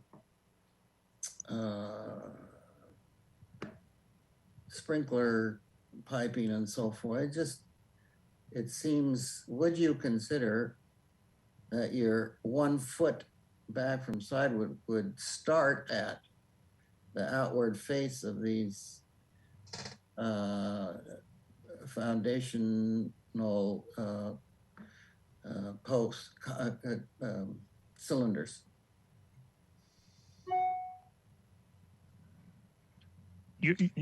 Let me see if I understand. What you're recommending is that the setback between the sidewalk and the fence would be determined by the footings? Yes, that there will be clear 1 foot earth between the footing and the back of the sidewalk. Okay, I understand now. We haven't done the structural engineering on this. This has to be done independent from and this has to be done locally by a local structural engineer. So we have not fully determined the dimensions of the footings. Having said that, I think that as long as we can provide a clear passage of piping before, you know, between the sidewalk and the footings, that should be enough, wouldn't it? That's number one. Number two, we could have a bottom rail should we decide to do that, and so we could have the footing completely covered by soil or any other soil covering. So that would also be able to allow piping to come through. All right. Thank you. Anything else from anybody? No? Okay. I have a couple questions. So is this, so just down the street, Mr. Kuykendall, I believe you brought a project in, same ownership, is that correct, recently? Yes, the adjacent property at 110 South Quarantina. Mm-hmm. But these two parcels are not actually side by side. There's another piece in between. Yeah, excuse me, the CNG, their CNG area for their vehicles. Right. That's the property in between. I don't know if you can go to the first page, you'll see the overall. Yeah, that'd be helpful. map. That'd be helpful. Yeah, so I don't know if you can point to that, but the other site we're working on is, oh, here we go, is just kind of where you see the Tina. It's right there, beginning at the T. And it wraps around. And it goes all the way through to Kaiser Cesar Chavez. Right. What was the, remind us what the fencing proposed was for that? Same. Okay. The same fencing. Is there, and do you have current street photos of the CNG parcel somewhere in this package? Pablo, do you have those as one of the sheets, the photos? No, we don't have. Okay. Because right now, from memory, it's sort of a chain link fence with some green Yeah, and it's at a different elevation. It's about maybe Mike knows, but I think it's a couple 2 to 3 feet higher than the 110 South Quarantina site. At the southern end of that parcel, there's a retaining wall. Okay. All right. And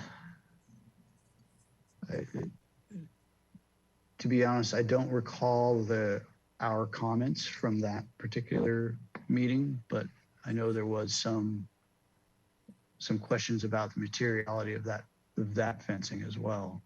Correct? No, Chairman, what I recall it was more about the landscaping to make sure that we provided enough trees, particularly along the southern boundary, along the railroad corridor area. Because we also have to, in that project, not to go too far into it, but it has the parking agreement with the homeless shelter where we have to provide 20 parking spaces. So there is some screening along the front, but it was mainly making sure that the trees, and one of the ones is what I think what we're able to do now, we revisited it, is being able to preserve the existing street trees there. In coordination with Public Works, they're gonna work with us to see what we can accomplish there rather than remove and replace. Okay. Yeah. All right. Great. That's just, I think it helps to have a fuller picture, at least, of what's going on down there. Okay, if we could go back to that overall site plan image, that'd be helpful. Yeah. Okay. So Vice Chair Six touched on it a little bit, that there, your solid fencing stops at the property lines along Quinientos and Quarantina Street. And then it does, just confirming that it does turn the corner on Quarantina at the, I guess, the southern end where the building is, and returns back. It's kind of hard to see exactly if we could zoom in to where it says backflow preventer is. Yeah. Over there on the right. About where does that fence stop? Prefab fence wall flush with building edge. Okay. At the southwest corner of the building, pretty much. It goes in line with flush with. Yes. Building edge. Yeah. Okay. Okay, and then that fencing does wrap around some mechanical equipment, a bicycle parking space, backflow preventer, etc. And have you verified with fire that you can put the backflow preventer behind the fence?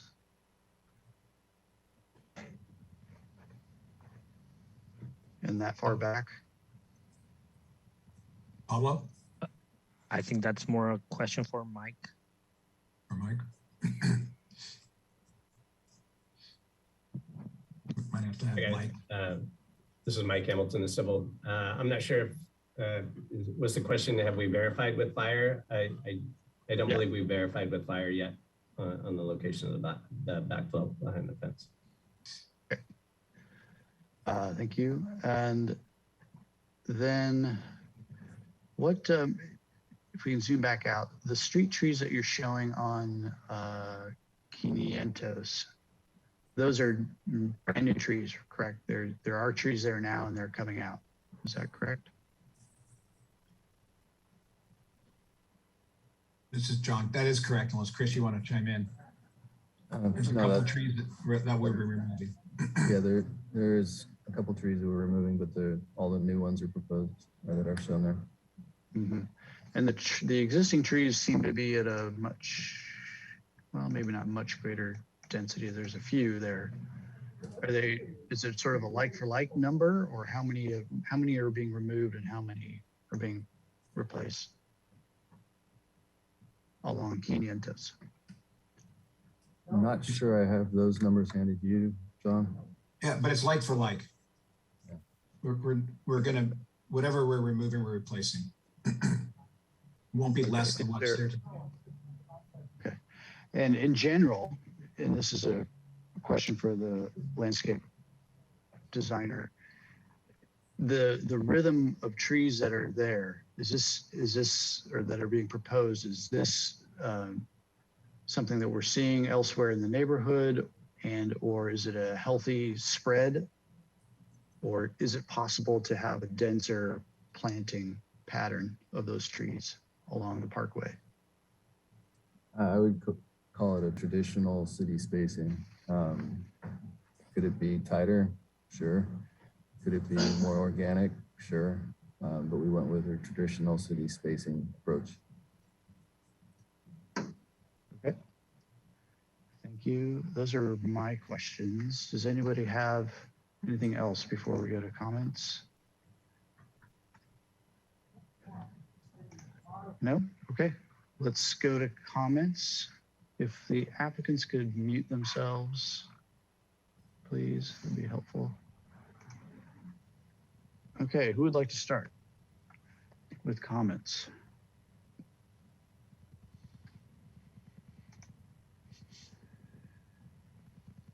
I can start. It's Leon Olson. Okay. Great, please go ahead. So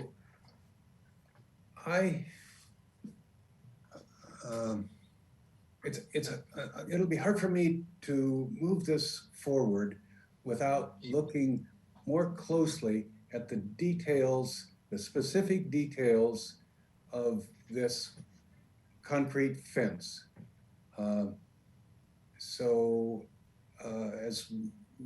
As we think about our next step, I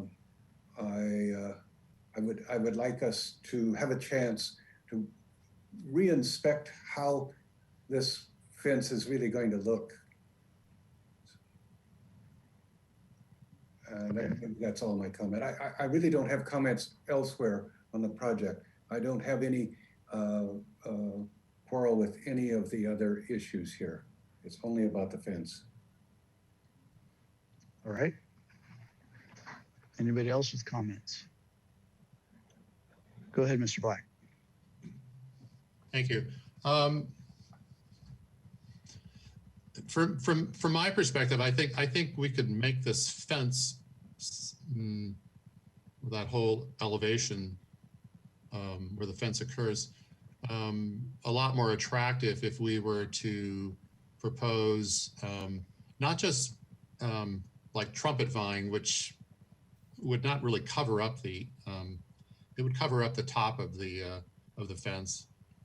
But I think if we were to consider like a creeping fig planted at the base, and so eventually, I think the fence could be more of like a green wall eventually. I mean, it's been done successfully all over town, and I think that would sort of diminish people's concern about the way that fence looks if it was covered over in green.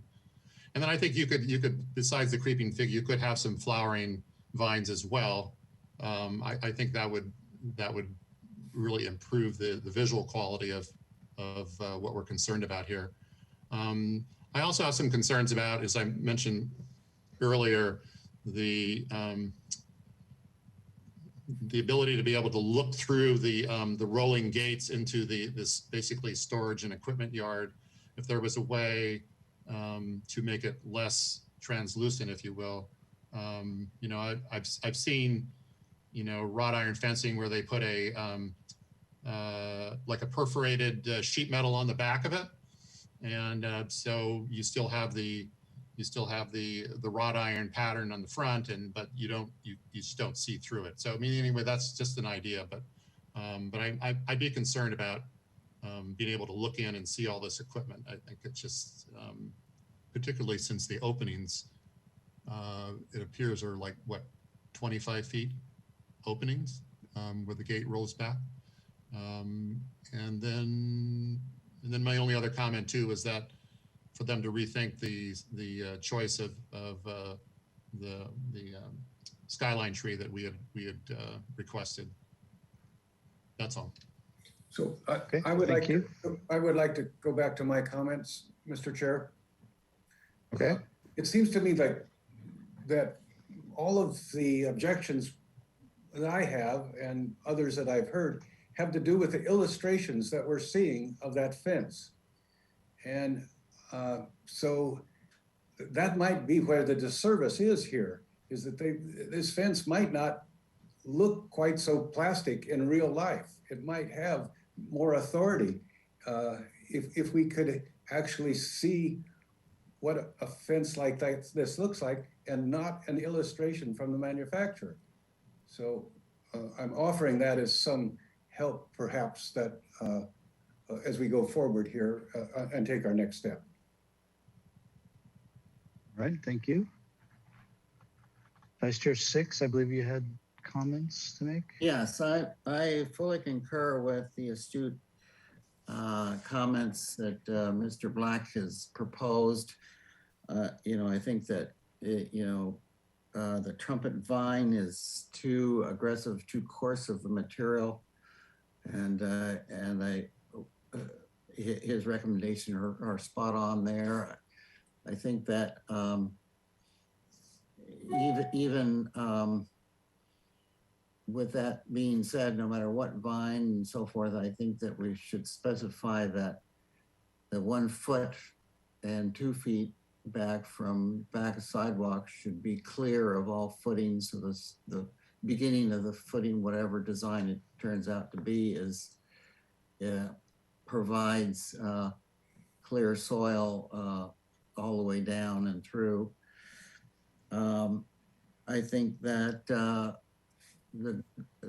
as I said before, there should be at least a green screen, if not, and I'll leave it up to the rest of the board, whether, as we did on the northeast corner, returning the concrete block around, we should perhaps return the concrete fence to deeper into the side property line on the south.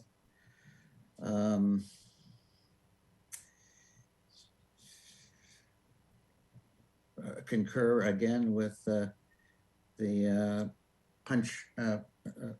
punched metal for the sliding gates. I think that's a great idea.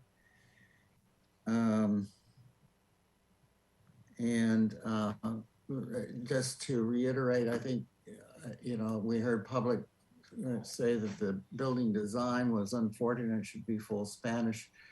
I support the design. I think this is an eclectic neighborhood, and I think that it's a nice design for this area, and it fits with the architecture, or some of the architecture in the surrounding area. Those are my comments. Okay. Ms. Anderson, you had your hand up for a second, I believe.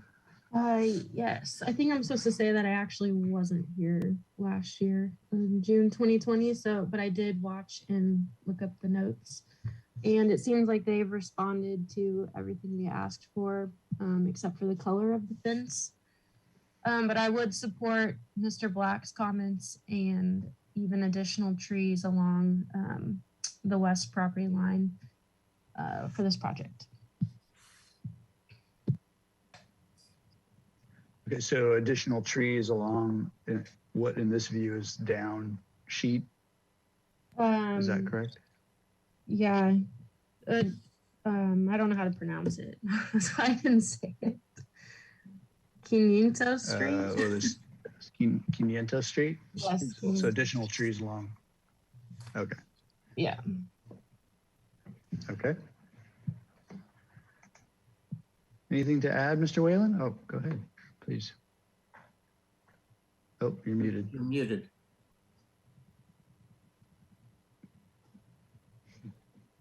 You're muted.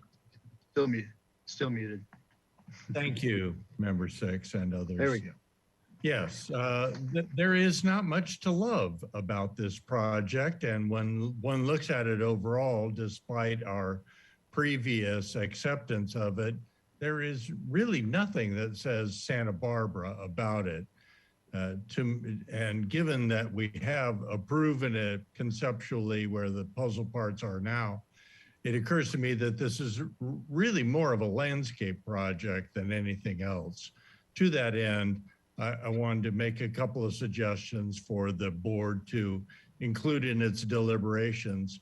The tree at the corner of 500 and Quarentina, I think this should really be a feature of the project. That planting area should be bigger. It should be not another brachychiton, but an individual tree to mark that place. This could even be a native oak or a native sycamore, but of significant size, even up to a 60-inch box. So increasing that planting area and uniquely specifying that tree at the corner. So the wall, to me and to most everybody else, really does not read strongly Santa Barbara and will rely on its landscaping, its live elements. So as members 6 suggested, perhaps a larger planting bed, and as member Black suggested, a more appropriate planting that will obscure all of the elements that make it less of a Santa Barbara quality rather than more. And then finally, on the building itself, I would agree with member 6 to a point. The 3 elevations that are not on the public element seem to be very fine, worked out, they reflect their interiors, but the one elevation that is public on Quarentina seems to me to be the weakest and needs some more dwelling upon, shall we say. For example, the windows do not match any of the interior space uses. I have difficulty understanding where the 3-dot windows come from. Could we move to that sheet, please? Thank you. And the elevation sheet, that would be helpful.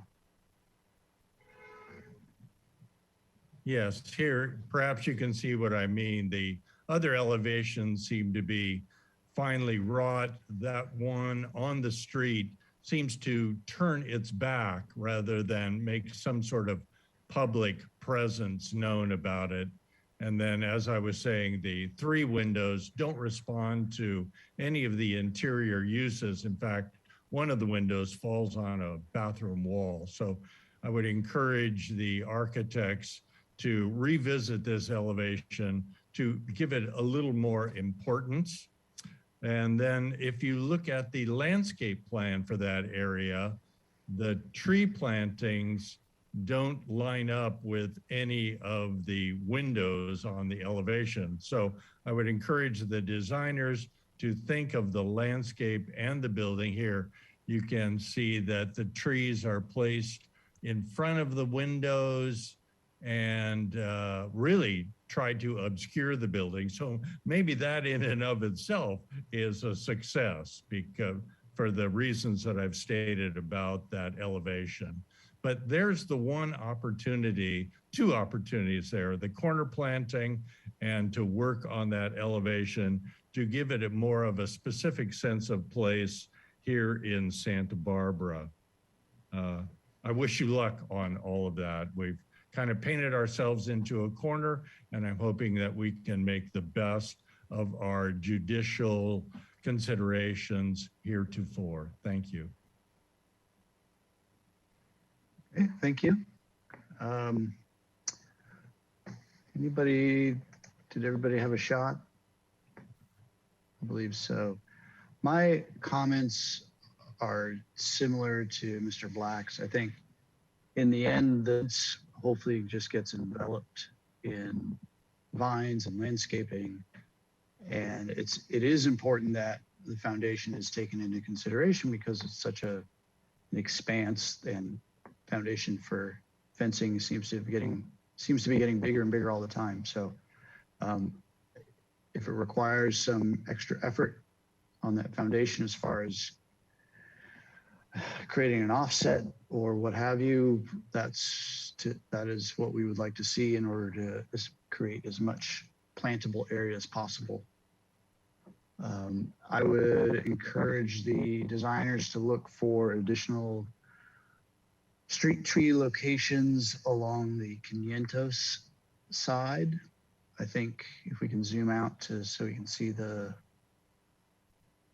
full plan. I think we have to go back one sheet.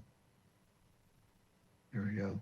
I think 3 trees along that frontage is too few. I think it should be at least 4.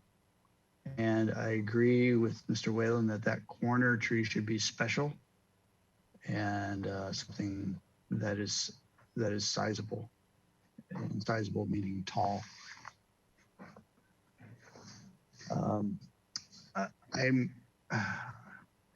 I also feel that the solid fence or wall should return at the property line where it currently says along 500 Street, where it says chain link fence tip. I think that in the lower left corner here, I think that new fence system should return at least 20 feet back to help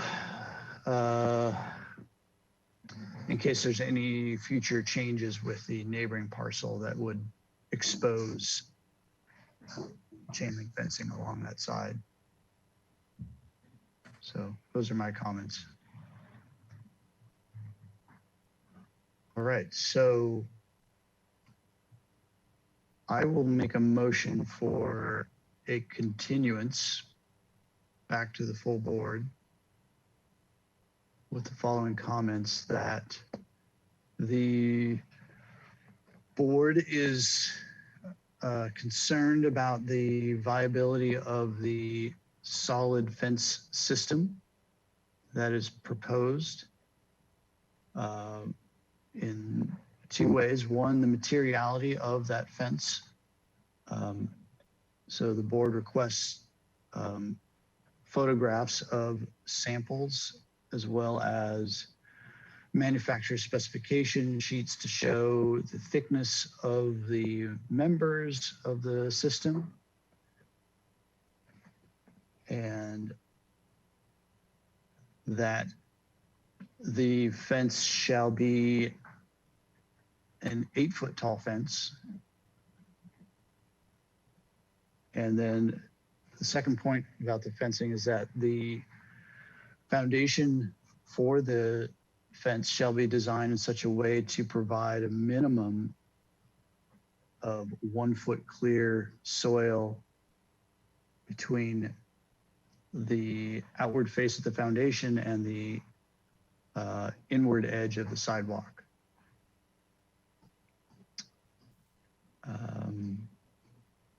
That the fence shall return a minimum of 20 feet along the, I guess that's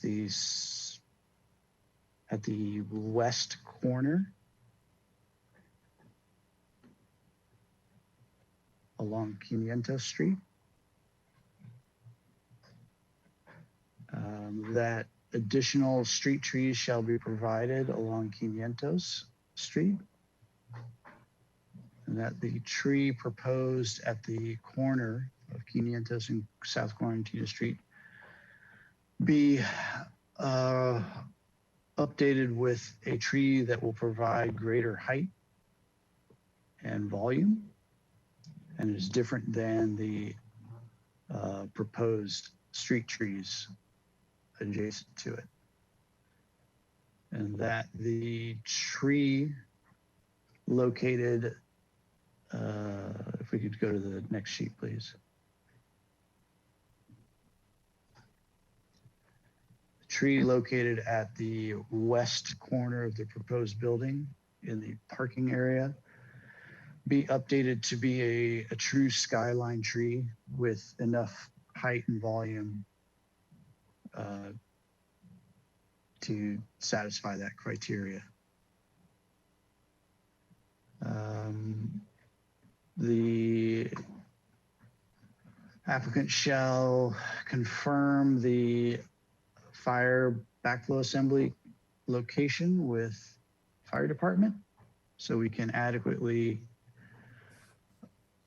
be assured that it is screened appropriately.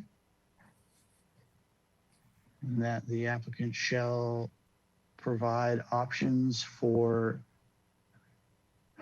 the rolling gates so to visually obscure the interior of the site from the exterior.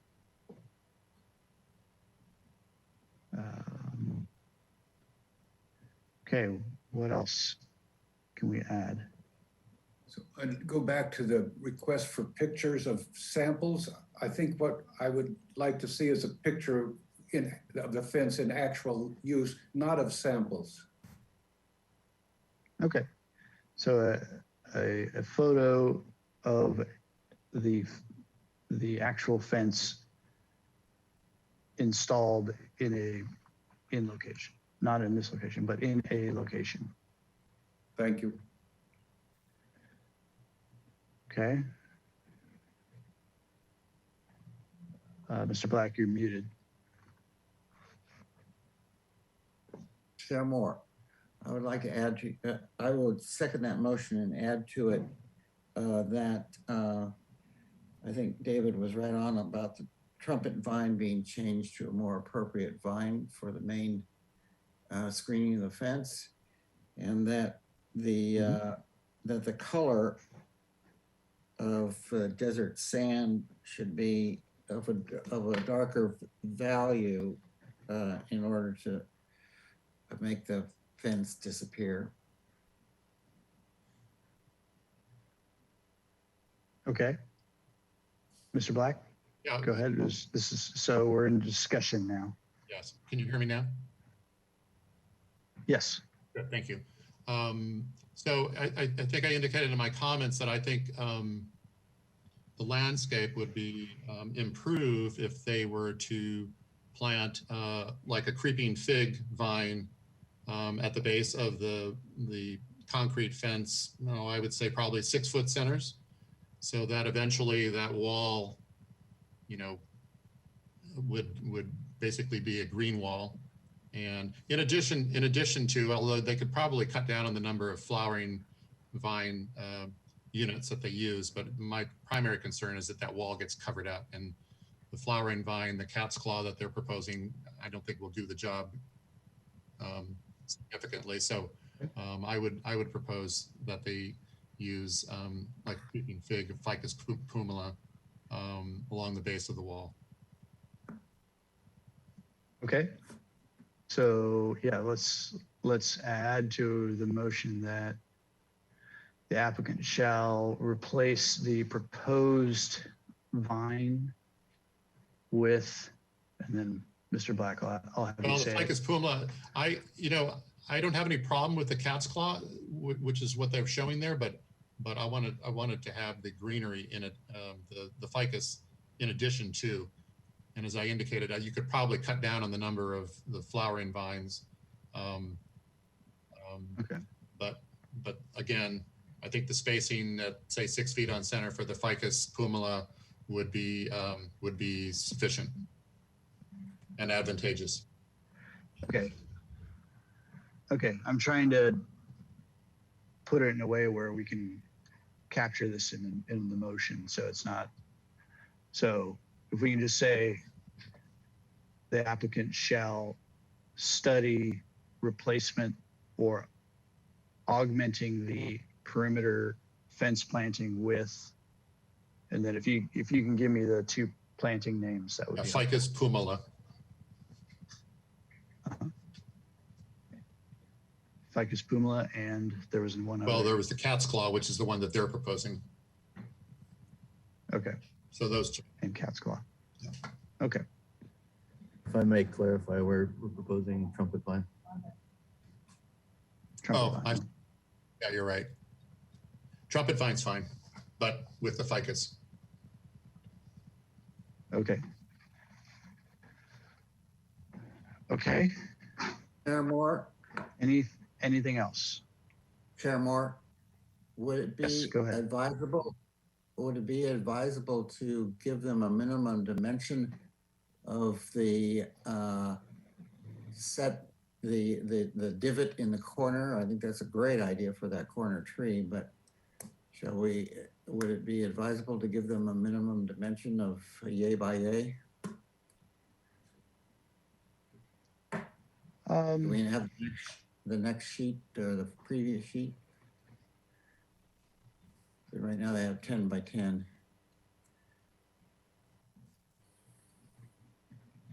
Would 20 by 20? I think it needs to be sufficient, obviously, for the tree, the size of the tree. So we would have to rely on Mr. Black to tell us when they come back. I think if it's sufficient, we also have to rely on the landscape designer that they would provide enough area for that, for a tree that they specify. So okay, never mind. I don't want to get into the dimensions of it. Great. To put a fine touch on that, Chair Moore, to put a finer touch on that, a larger planting area and a larger box size for the tree, whatever they choose. Yes, that is the intent. Okay, if there is no more discussion, let's read that motion back, if we could. All right, thank you, board members. So the motion is to continue the project indefinitely with the following comments. Number 1, the board is concerned about the viability of the solid fence system that is proposed. The first concern that the board has is regarding the materiality of the fencing. The board requests photographs of the actual fence installed in a location and manufacturer sheets showing the specification and thickness of the system. The fence shall be an 8-foot tall fence. The second concern the board has is regarding the foundation of the fence, which shall be designed to provide minimum 1-foot clear soil between the outward facing foundation and inward edge of the sidewalk. The fence shall return a minimum of 20 feet at the west corner along 500 Street. Number 2, additional street trees shall be provided along 500 Street. The tree proposed along the corner of 500 and Quarantina Street shall be updated with a tree that provides greater height and volume and is different than the proposed street trees adjacent to it. The tree located at the west corner of the proposed building at the parking area shall be updated to be a true skyline tree with enough height and volume to satisfy that criteria. Number 3, the applicant shall confirm that the fire backflow assembly location with the fire department shall confirm the fire backflow assembly location with the fire department so that the board can adequately be assured that it is screened appropriately. Number 4, the applicant shall provide options for the rolling gates to visually obscure the interior of the site from the exterior. 5, the trumpet vine shall be changed to be more appropriate screening for the fence. The color of let's edit that one there. So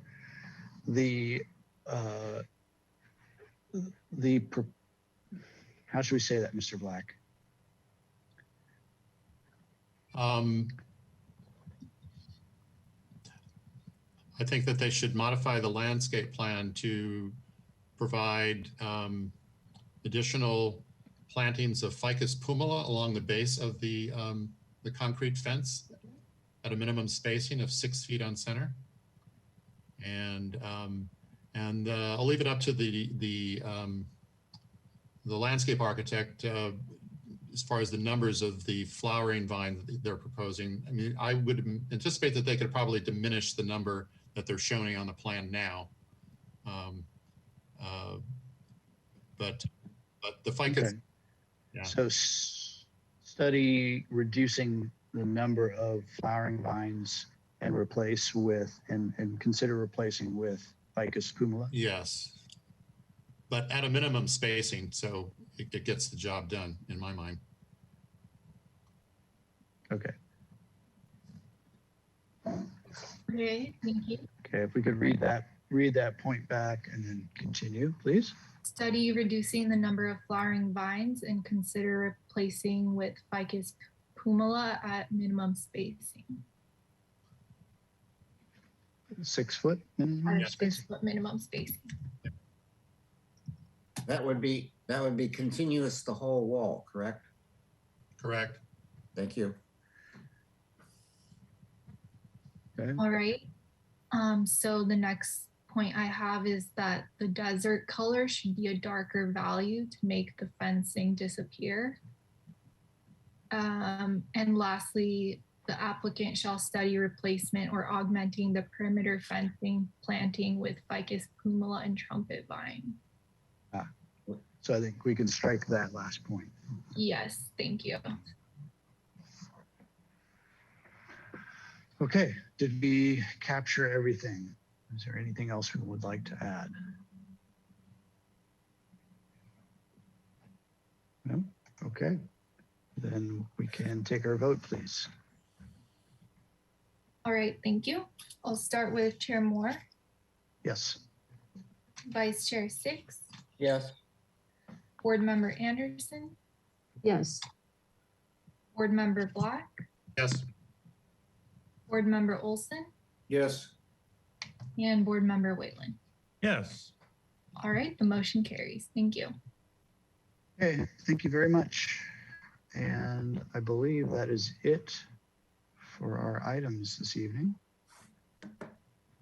And so we can adjourn our meeting for the 29th. Thank you very much, everybody, and have a good evening. Thank you. Thank you all. Thank you all.